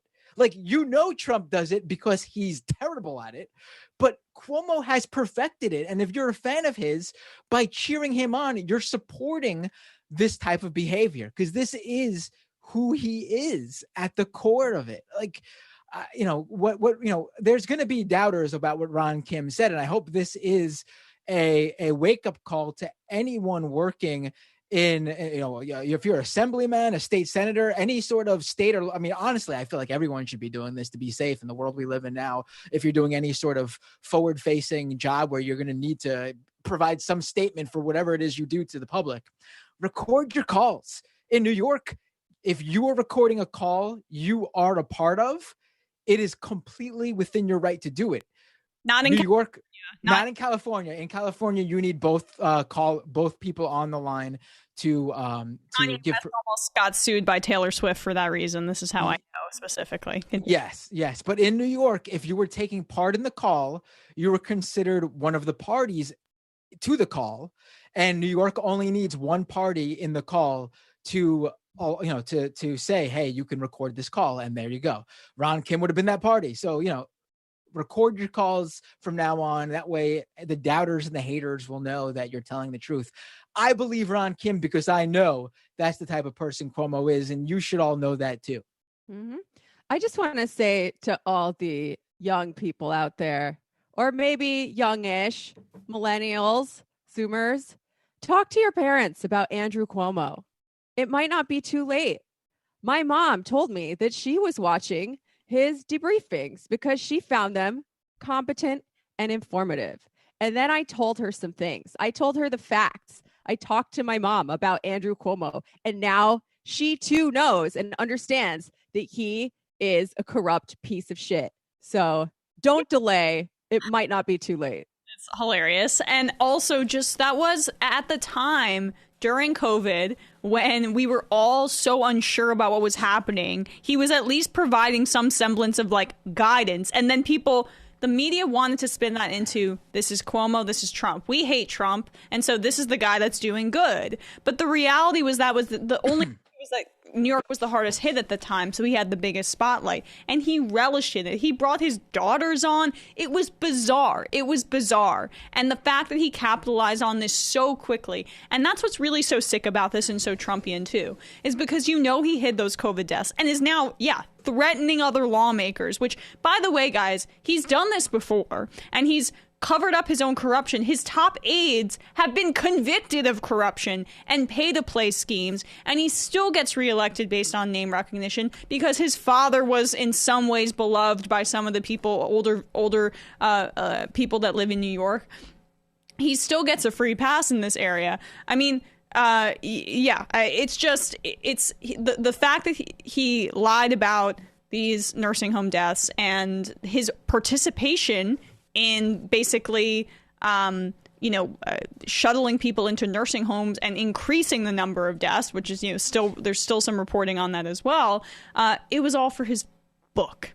It was for his book. Think about that. Right. And Andy, I'm thinking of it, Ron Kim, my assemblyman, he has been on the forefront of this. That's why Cuomo came at him so hard because, I live not too far from one of the, maybe I shouldn't give it away, but that picture, I live not too far away from some of those nursing homes that Ron Kim has gone to, where, in March and April of last year, I heard the ambulances, I don't even know how often, but something like, it was depressing stuff.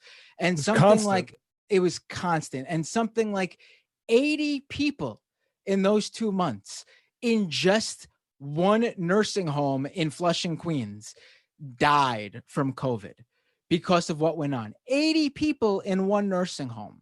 I mean, it is a tragedy beyond I hate calling it a tragedy because it didn't have to happen. Tragedy sort of makes it sound like it was unavoidable, like a natural disaster. It didn't have to be this way.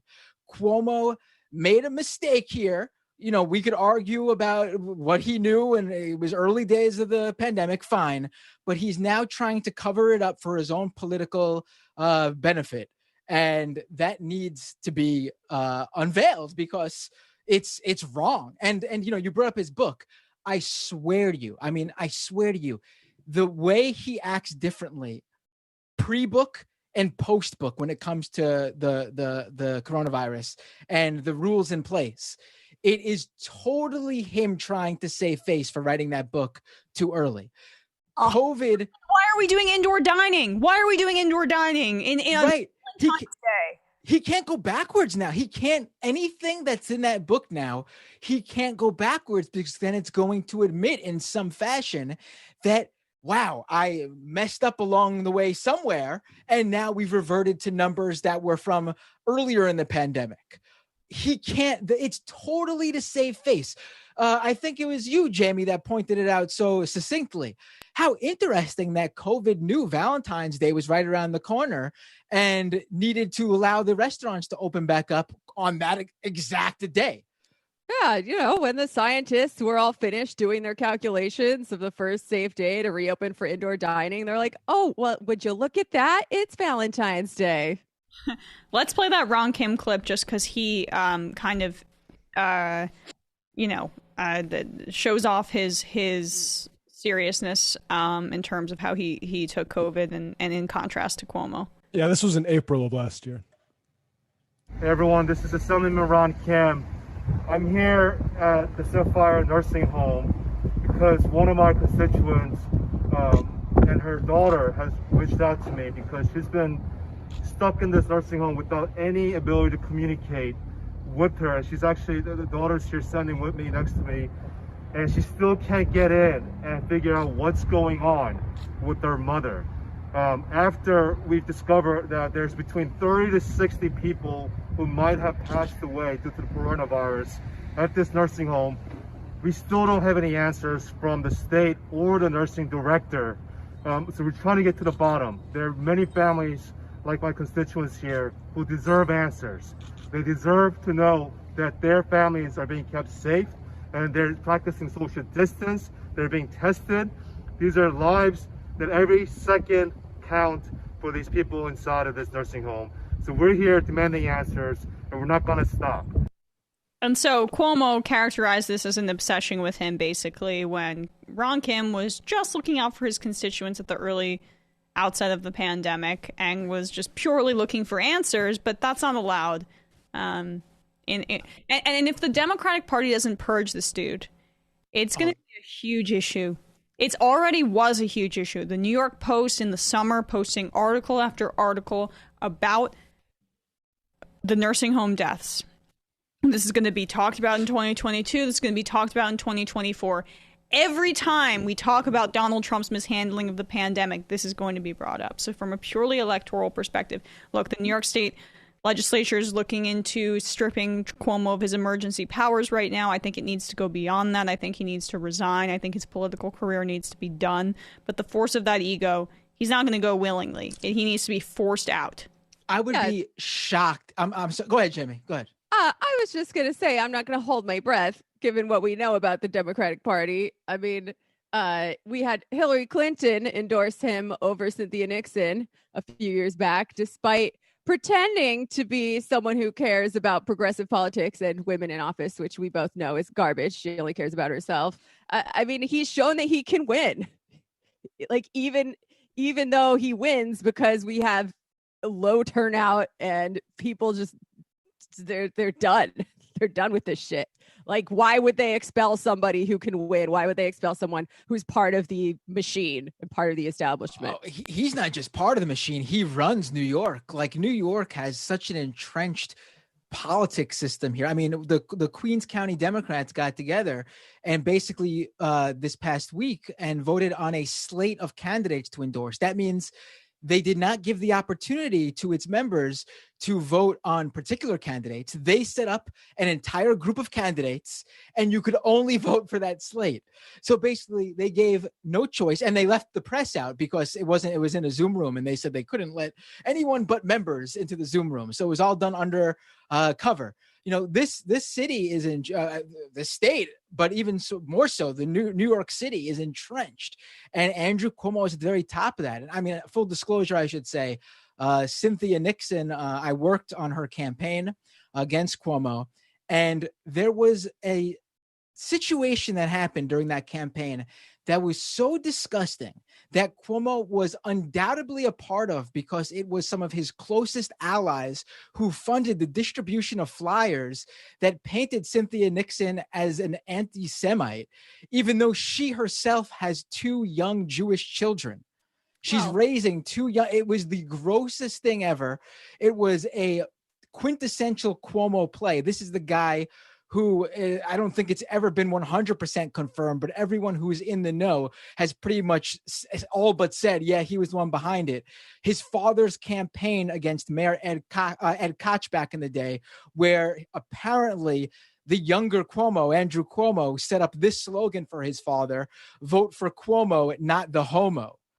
So good job. You know, who is it? Randy Rainbow, who loves the guy, calls himself a Cuomo-sexual, right? You know, I would be shocked if anything happens to him, because he basically rules New York politics. It's been there was also another I mean, I went up there and covered it back a couple of years ago. There was a Flint-esque water crisis up in New York State in a town called Hoosick Falls that Cuomo went out of his way to try to cover up.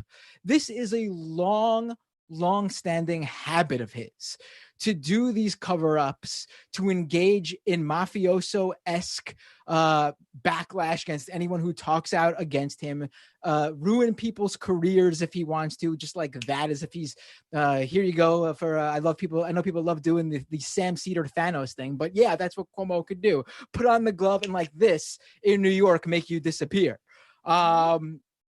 You know, this is the guy. So I really hope everyone wakes up to him. I'm not holding my breath, but you know, it's who he is. Yeah, I did like it when the Nixon campaign turned that slogan on its head and said, vote for the homo, not the Cuomo. Right. Yeah, that was good. That was good. Happier times. What do you guys want to do in terms of, you want to do more clips, or you want to take calls? Let's do this dumpster story. Yeah, down. Matt, is that what the story you want to do? Or Jamie? That's to me, Jamie-o. We can do whatever. Let's go ahead. Go for it, girl. All right. So this story first came to my attention via Antifada producer Andy, aka Anarcho Mapache Andy, named such because he likes to eat out of dumpsters. We're all kind of recovering anarchists at the Antifada. Old habits die hard. But anyway, there was a Fred Meyer grocery store in Portland, Oregon. The power went out this week, and then they decided to throw out thousands of items of food because they couldn't keep them cold anymore, including meats, packaged meats, but also including cheese, pickles, yogurt, things that are cultured and cured and can last a while. Juice. There's a ton of pictures in this Oregon Live story. Yeah, you can see it right there. So a bunch of local people, hungry people who needed food, activists who do mutual aid work, they showed up immediately to collect this food from the dumpster. And what happened was the store called the cops to keep the people from taking the food from the dumpster, quote, out of an abundance of caution, right? And now of course, the store is afraid that they could get sued if people get sick from the food, but there are a lot of other reasons why this kind of thing happens. So there were a lot of people on the scene. And of course, once the cops were there, they started doing their cop thing, threatening to arrest journalists for filming them and taking pictures of what was going on. And these are local activists. These are people who do mutual aid, who know what the fuck they're doing and aren't going to make people sick. And in fact, according to them, there's a thing called the Bill Emerson Good Samaritan Food Act, which is a federal law passed in 1996, which actually protects the store from the liability that they're claiming. So these people were ultimately kept from taking the food. What they wanted to do with it was bring it to local warming centers that were under-resourced and running out of food because people there were hungry and people there were cold. So I think this just is one more galling example of the purpose that the police serve under capitalism, right? Which is not to keep people safe. It's to keep people from taking food that's going to go bad because the logic of capitalism says, hey, food, shelter, these things that humans created because we need them to live, guess what? They're commodities and you cannot have them. You cannot access them unless you first have money to buy them with. Otherwise, they're just going to go in the trash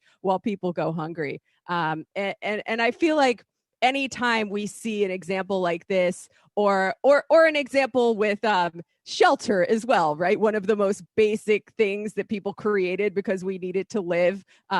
What happens when these things are commodified and you have giant buildings sitting empty where rich people park their capital in them while people sleep on the streets at night? That's just one more example of how this system is fucked. And that's what I got to say about that. America is the land of the dumpster cops. So what are the legalities of that though? That's what I was wondering when I saw this, because I was under I guess if it's on their property, that's the issue. But I was under the belief that you throw something away outside and it is no longer in your possession. It is free for anyone to take. That's why the cops, when they're looking to get evidence, they wait for the suspect to throw out their trash and then they're allowed to legally go through it and take whatever they need for evidence or whatever. I was under the assumption that, if you throw something away, it's up for grabs. Well, the cops are allowed to do it, but hungry people, that's a no-no. No, it's unreal. And it just goes to show, like, the abject cruelty of, the banality of cruelty, right? Where it's just like this store owner wants control of the food that it throws away as well as the food that it serves. Right? Because, like, for no real reason, as opposed, like, except to exert control. Like, there's no actually legitimate reason. And they're couching it in, oh, we were concerned and we were caught. We didn't, know what the bacteria in the food would be. And we're worried about the health and safety of the people eating it. It's just bullshit. It's all about exerting some sort of control on the system. And maybe it's like, I don't want people rummaging in my dumpster, right? It's just, it's a little unseemly. And that's as deep as it goes in order to just kind of infringe upon everybody's humanity. It's sick. Right. It's the same with fast fashion. They destroy billions of pounds of clothing every year rather than donate it, because I don't know. There was a story that came out a while back about H&M. That's just the logic of the market. If no one's buying it, no one can have it. The funny thing there is, it's like it really is even stupid on their level. Like it makes no sense for them as a company to do that in terms of, look at the bad press they received. Imagine the goodwill they would have received from the public if they could even have went out of their way. I know it's more gross to do this, if that's because this is obviously the purpose, but they could have, I'm sure the people who would have got the food wouldn't have given a shit about it either way, as long as they got the food. They could have even gone out of their way to make a big deal and contact the press and say, hey, come down, we're going to give away this food before it goes bad that we know we're not going to sell, and make sure hungry families get it. And they could have got tons of good press. People would have been talking online about how great the supermarket company is. You know, it doesn't make any sense even from their level. Like, it's just abject cruelty for the purpose of being cruel. Like, there's really no point to it. It even hurts themselves. I just don't get it. Yep. Well, that's why we got to take it all back. Yeah, that's right. You know, that bummed me out. Just like, I don't know. Just humanity. You know, you try to see the good in things, and or at least I do. Well, speaking of trash, do you guys want to get to Ted Cruz? That is an excellent transition. Really, thank you. Yes. All right, so I guess you guys just talked about it briefly earlier on the show, but let's take it from the top, because there's a little bit of new information. So, in the midst of this historic blackout in Texas, where their systems apparently have failed to the point where many millions of people are still. How many days has it been since this big storm 2 that hit Texas? It's been multiple days, and there's still millions of people without power, and clean water is not accessible to people. 60% of the state relies on electric in order to heat their homes, and now the state is saying, well, you need to heat your water to drink it. Well, fuck, because I don't have electricity. So people have a lot of basic necessities right now, and at least 35 people have died, according to the New York Times. Jeez. I mean, I saw a video this morning of people literally huddled around a what are those things called that come out of the ground? A spigot? Is that what we covered that on the first hour? Yeah. They are unable to access clean water except to go outside to get it. It's disturbing. Yeah. So people in Texas, I've heard people are staying in their car to keep warm, and there had to be these emergency messaging to let people know that you could get poisoned by doing that indoors, like in your garage or something. So please don't do this, because people don't have experience sleeping in their cars usually, for the most part, at least this many people, and so you have this immense problem in Texas. So what are Republicans doing? Well, some Republicans are blaming renewable energy, which only accounts for something like 10% of the energy sources in Texas, instead of actually dealing with the real problem that has been confirmed to be oil and natural gas and all the other fossil fuels, which accounts for 90% of Texas's energy. But there's also a particular Texan who thought this was the perfect time to get on a flight to Cancun.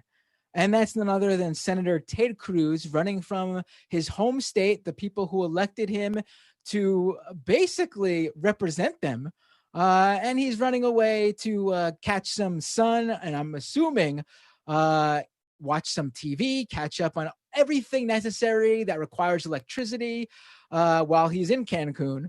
And he received a lot of blowback for it, even though he was probably on the plane when this all went down last night. Has Ted Cruz landed yet? That should be the thing, right? That should be the hashtag. But apparently, after literally probably more than 12 hours of silence from Ted Cruz's office, we now have this statement. Can we just say first, we got word that he was flying back immediately by people seeing was it Cruz? Our Cruz. Right, with the Z missing, because apparently they only put the first three letters of your last name on the flight logs. But yeah, Jake Sherman sleuthed that out. Right. So knowing that he's coming back now, we have this statement from Senator Ted Cruz. This has been an infuriating week for Texans. The greatest state in the greatest country in the world has been without power. No mocking Texan people here. I'm sure your state's beautiful, but the audacity to write that as you say that in the same sentence, the greatest state as it's without power. I mean, I'm sure people would love to believe that in Texas, but I'm sure they're not feeling the love in Texas right now. We have food lines, gas lines, and people sleeping at neighbors' houses. Our homes are freezing and our lights are out. Like millions of Texans, our family lost heat and power too. Although something tells me he's not living like millions of Texans are. The statement continues.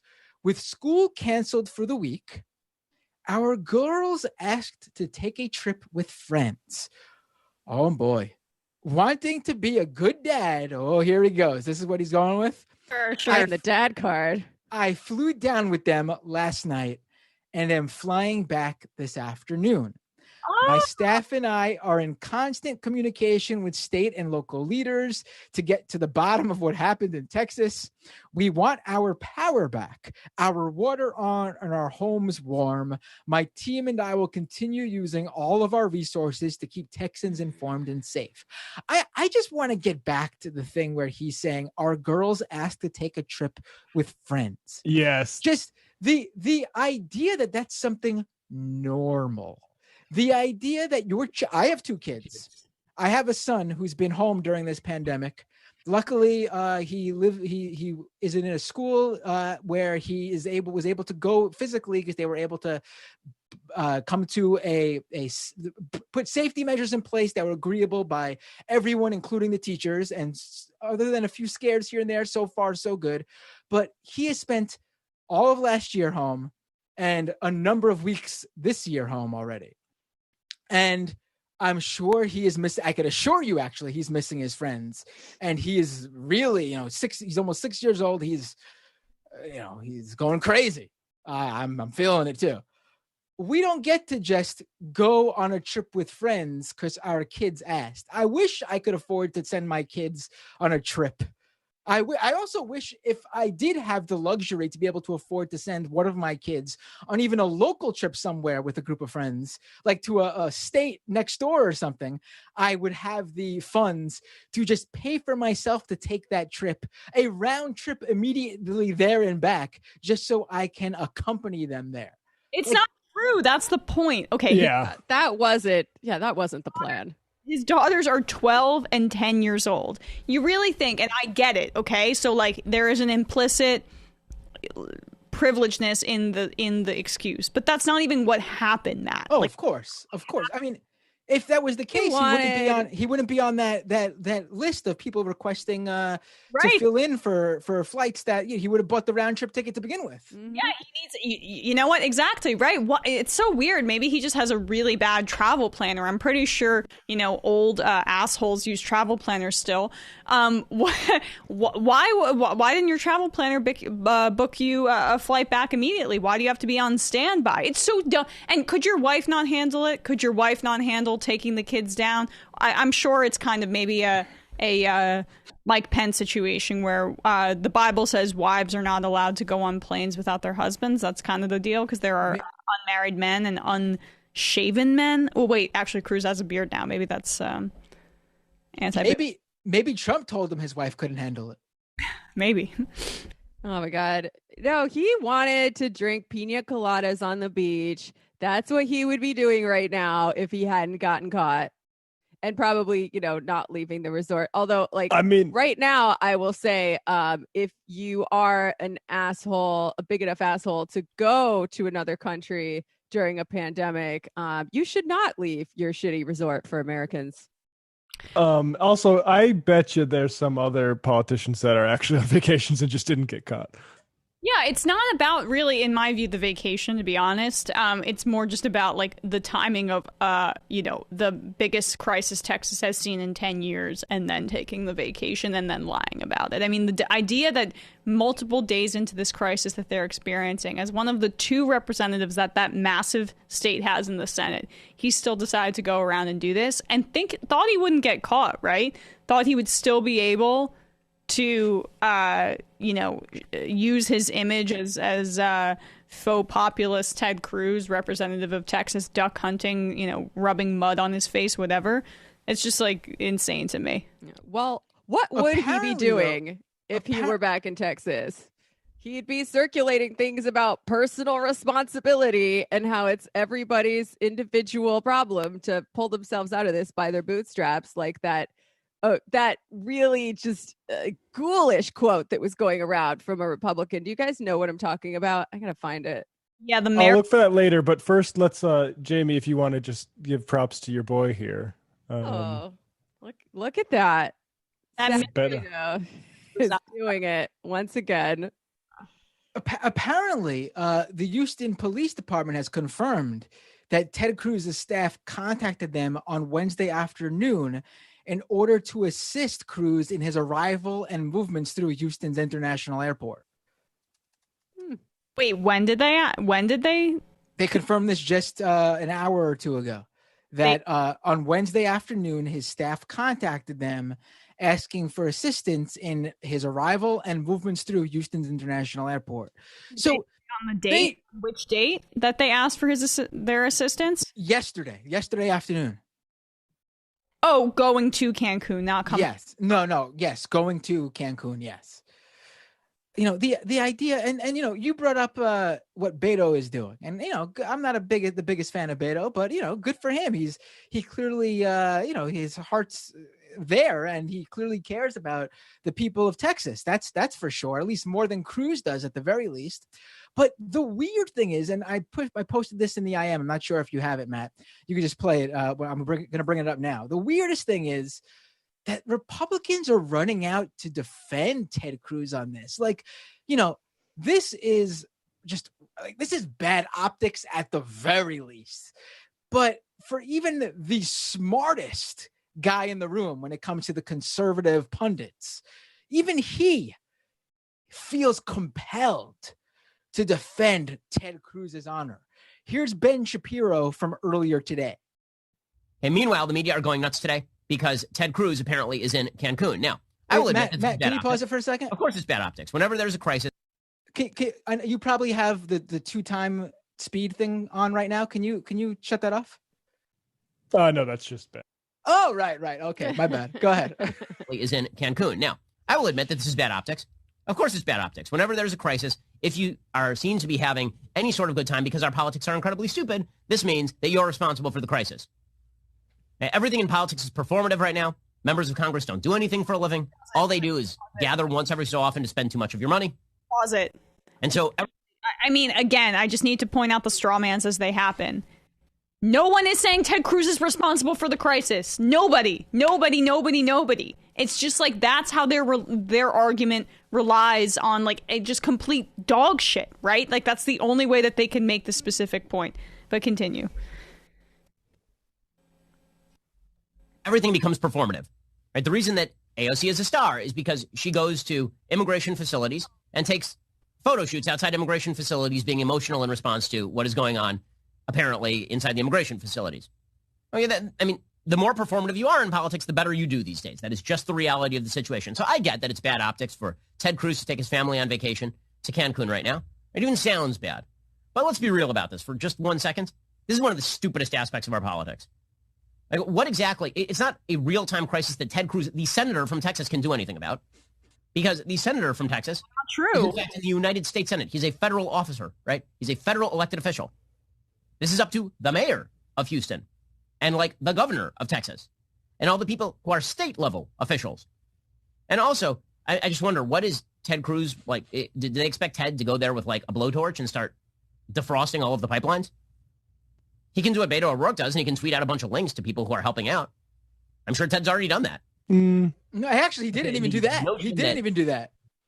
No, he didn't do that. And it's also, Beto O'Rourke is not an elected official. He's not in office right now. Ted Cruz is in office. And there are a lot of things that he can do as a senator. He can, divert resources. He can talk to the president of the United States. He can make it clear what his constituents are experiencing. I mean, the idea that Ben Shapiro would not throw a hissy fit if, say, Elizabeth Warren or just some random politician or, whatever Democratic politician went away, senator, in the middle of a crisis in their state. Like, say, Cory Booker decided to take a vacation during Sandy. He would be up in arms. I guess one bright side is that, what did Ben Shapiro say about Ted Cruz with a blowtorch defrosting the pipelines?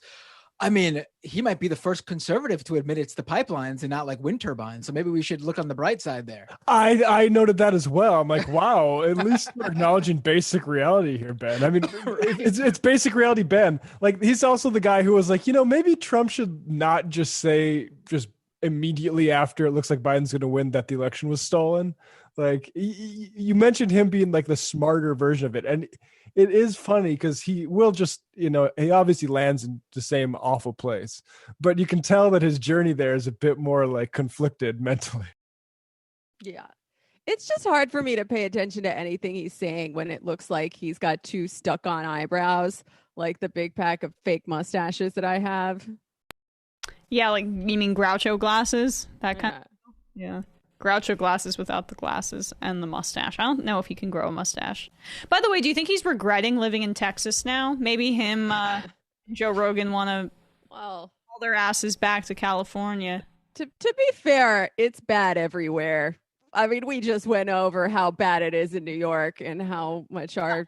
I mean, I agree. It's just stupid ass governor sucks. I'm just attacking their faulty logic, not idealizing blue states. To bring up, like, I do blame basically what Ted Cruz embodies for this. Like, this is market deregulation, which is like not really deregulation in the sense that it allows anybody to just join in. It's very like, restrictive to capitalists that already have a lot of huge money, and it's happened globally. Nationally. That's what Kate said. Like, the ERCOT is just a more specific to Texas version of what we have for this entire country. And all this stuff does need to become federalized.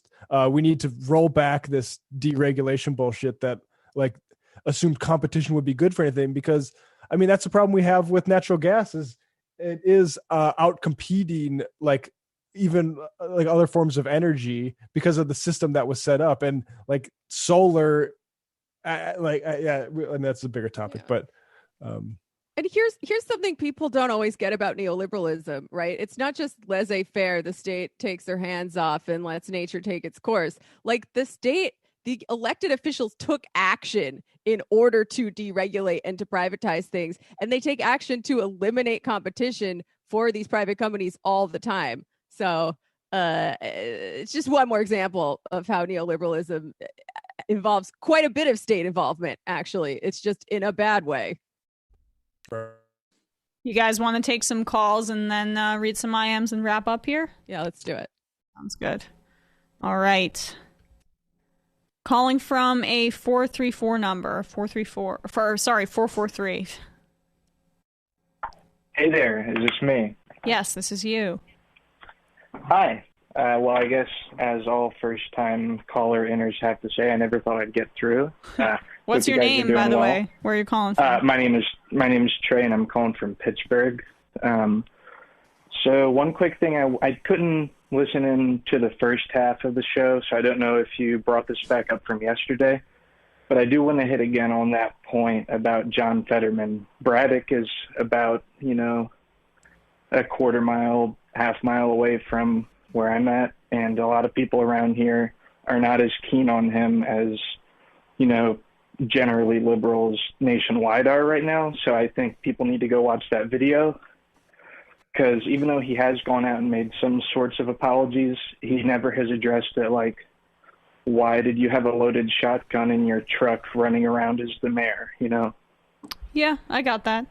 Appreciate that. What else is on your mind? But then, let's see. Well, one local politician here who's on the Allegheny County Council, who I think would be a really good fit for y'all to bring on as a guest to talk about jail issues, because she herself is formerly incarcerated and then ran and got on county council as a Democratic Socialist, Bethany Hallam.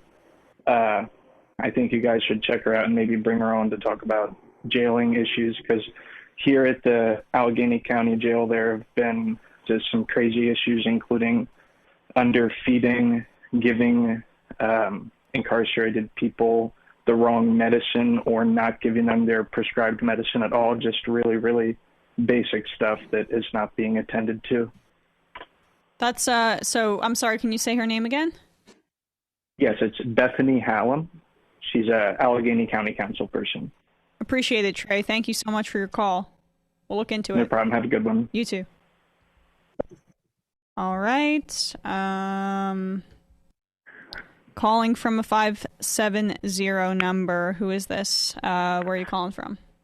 Hello, Emma. This is Dave from Scranton, PA. Thank you for taking my call. Sure. Hi, Dave from Scranton, PA. How you doing?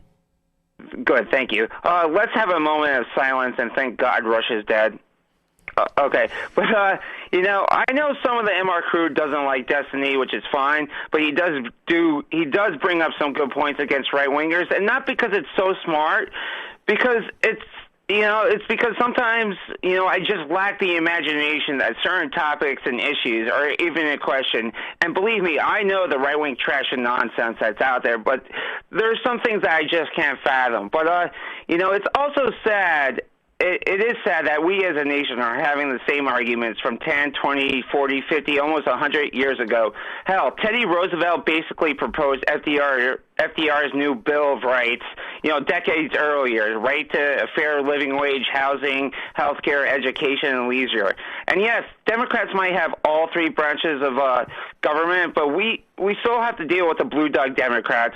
And, just like as soon as Obama became president, the Republicans manned that D.C. hotel and drew up a plan to undermine them. Obama, he only had 74 days of a supermajority, and, it's just awful.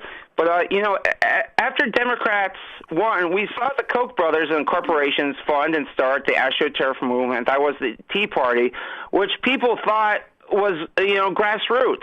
And now we're seeing that with QAnon. When you have these people that believe in the conspiracy theories, they believe in it because they don't trust the government in any way, shape, or form. That's because you had, decades of right-wing propaganda saying to, hate big government, and big government is the problem. And now, that's where I'm at. I try to make it quick for you guys. No, I appreciate it. Those are all good points. Dave, I really appreciate your time. Thanks so much for calling. Yep, have a good day. You too. Well, let's hope we don't talk about the D word again on this show. Yeah. Do you guys want to go to another phone call? Yeah, let's do it. Let's do a final phone call, and then I'll read some IMs. We have a number of because I've hacked into the majority port mainframe here, even though I'm not doing the call system. And I see we got a good number of messages from people in Texas. So it'd be interesting to get to some of those, I think. Yeah. Oh, messages or calls? Like IMs. IM. So messages, yeah. Okay, awesome. This is the final call of the day. Calling from a 308 number. Who is this? 308 number? Hey, sorry, this is actually Kowalski. I couldn't get your program to work without calling in, so you might as well take another call. I know that's really... Wait, so Kowalski called into the show just to listen to the show. That is fantastic. Oh my God! All right, later, Kowalski. That's commitment. Yeah. Come on him, then he's not able to hear. Is he still there? No, I hung up on him. I was gonna ask if he liked my answer to his question yesterday, but I'm sure he'll call in again. Yes, I believe Kowalski will call in again. So I will take one final call from a 610 number. Who's this? Where are you calling from? Hi, it's Al from Philadelphia. Sal, you said? Al from Philadelphia. How you doing? Well, could be better. What do I say? Third Pennsylvanian, except for Kowalski in the middle there.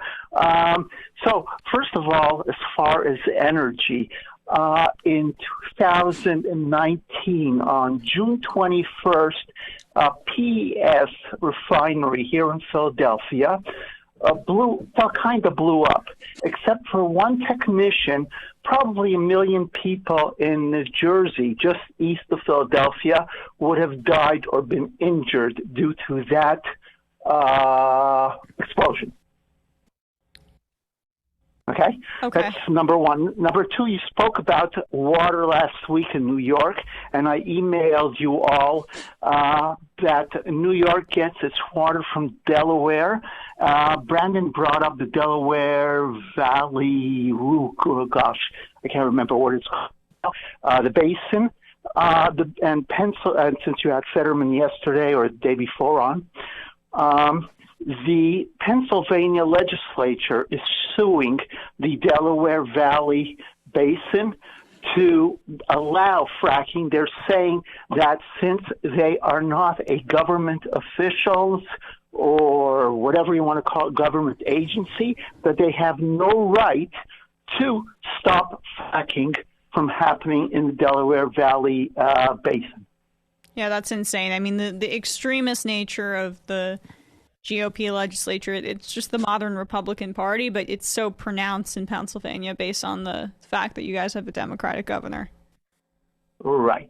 And lastly, don't forget nuclear fusion and all that type of stuff never goes away. The garbage that it creates, it lasts forever. If you ever listen to the Harry Shearer show on NPR, every week he has a thing called Blue. I can't remember its name, but anyway, there are issues. It's Our Friend the Atom. It's a great segment.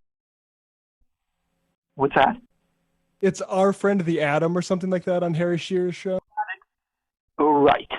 And so, there's issues every day, whether it be federal government, whether it be individual companies, have issues. Well, of course, there's Fook, but of course, there's no way to get rid of the garbage after it's used, and we're all subject to it because all that waste always gets penetrated by water or other issues.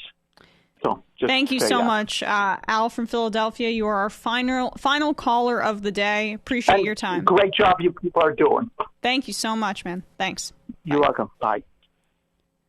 All right, guys, I'm sorry. That's the final call. Let's keep reading some IMs, and then we'll head out. You guys cool with that? Yeah, sure. Good. Okay.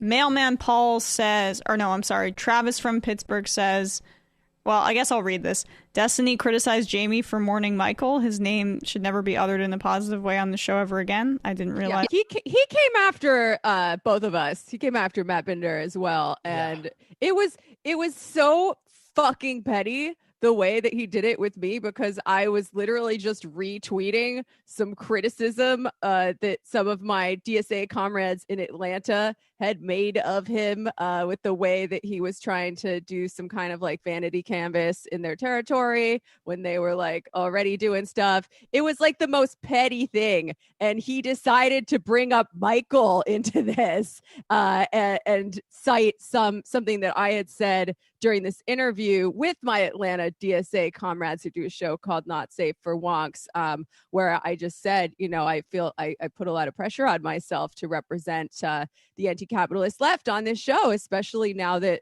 Michael is gone, because he left such a big gaping hole behind him. And he twisted that around and used it to attack me. So yeah, he can fuck off.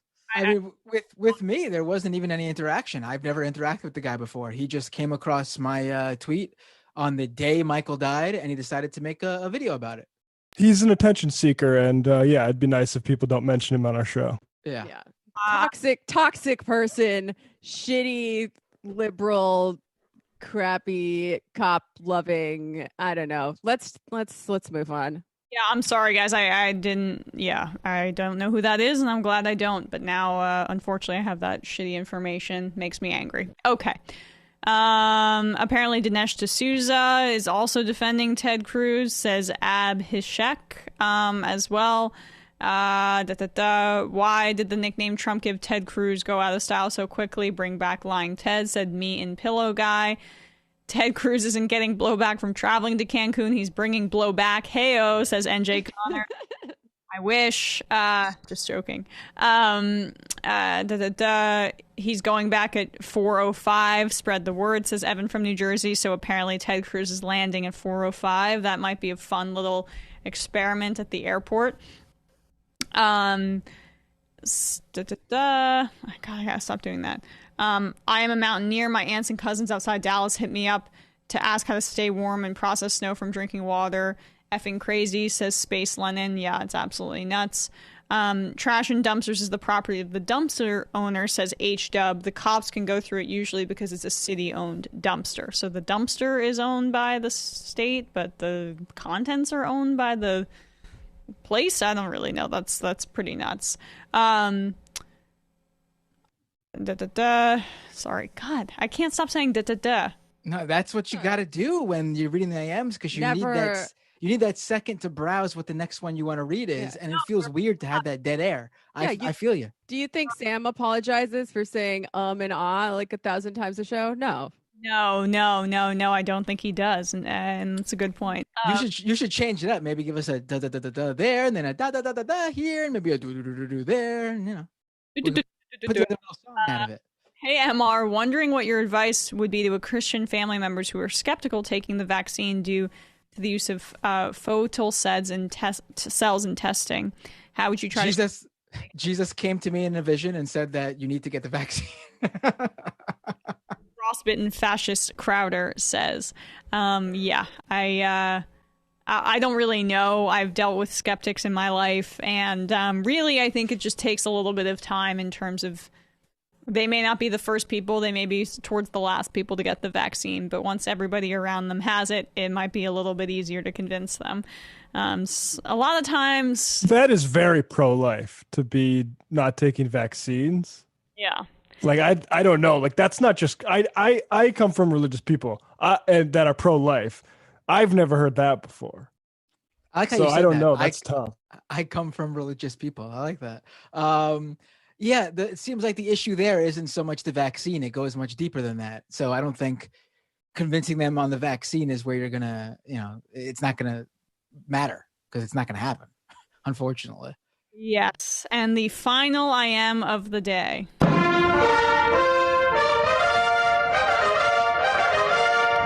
The NASA rover Perseverance will be attempting to land on Mars in about 1 hour. People should check it out and see what publicly funded science can achieve, says Travis from Pittsburgh. That sounds awesome. I used to love space stuff. I'm definitely going to check it out. All right, guys, thank you so much. Appreciate it. Have a good rest of your day. Anything you guys want to plug? Yeah, youtube.com/Matt Binder. Tonight at 9 p.m., The Legacy of Rush Limbaugh with Angelo from Media Matters. It'll be a great show. Also, is Nomiki next at 3 p.m.? Yes, Nomiki's show is next, streaming at 3 p.m. Check it out. And twitch.tv/the-Antifada, 7 p.m. We got ladies night, so that's going to be super fun later tonight. Plug my show right after you're done on your show. Oh shit. Damon. You and Matt Leck are going to be competing for the raid. I guess I'll alternate. Wait, isn't Left Reckoning at 7? Oh, I thought it was at 8. We're at 8. Oh, so yeah. So wait. So Jamie passes them on to Matt, and then Matt passes them on to me. Okay. Yeah, it's a relay. All right, got it. Good. All right. Bye, guys. It might take all the strength I got to get to where I want, but I know somehow I'm gonna get there. I wasn't looking when I just got caught between the truth and the lie.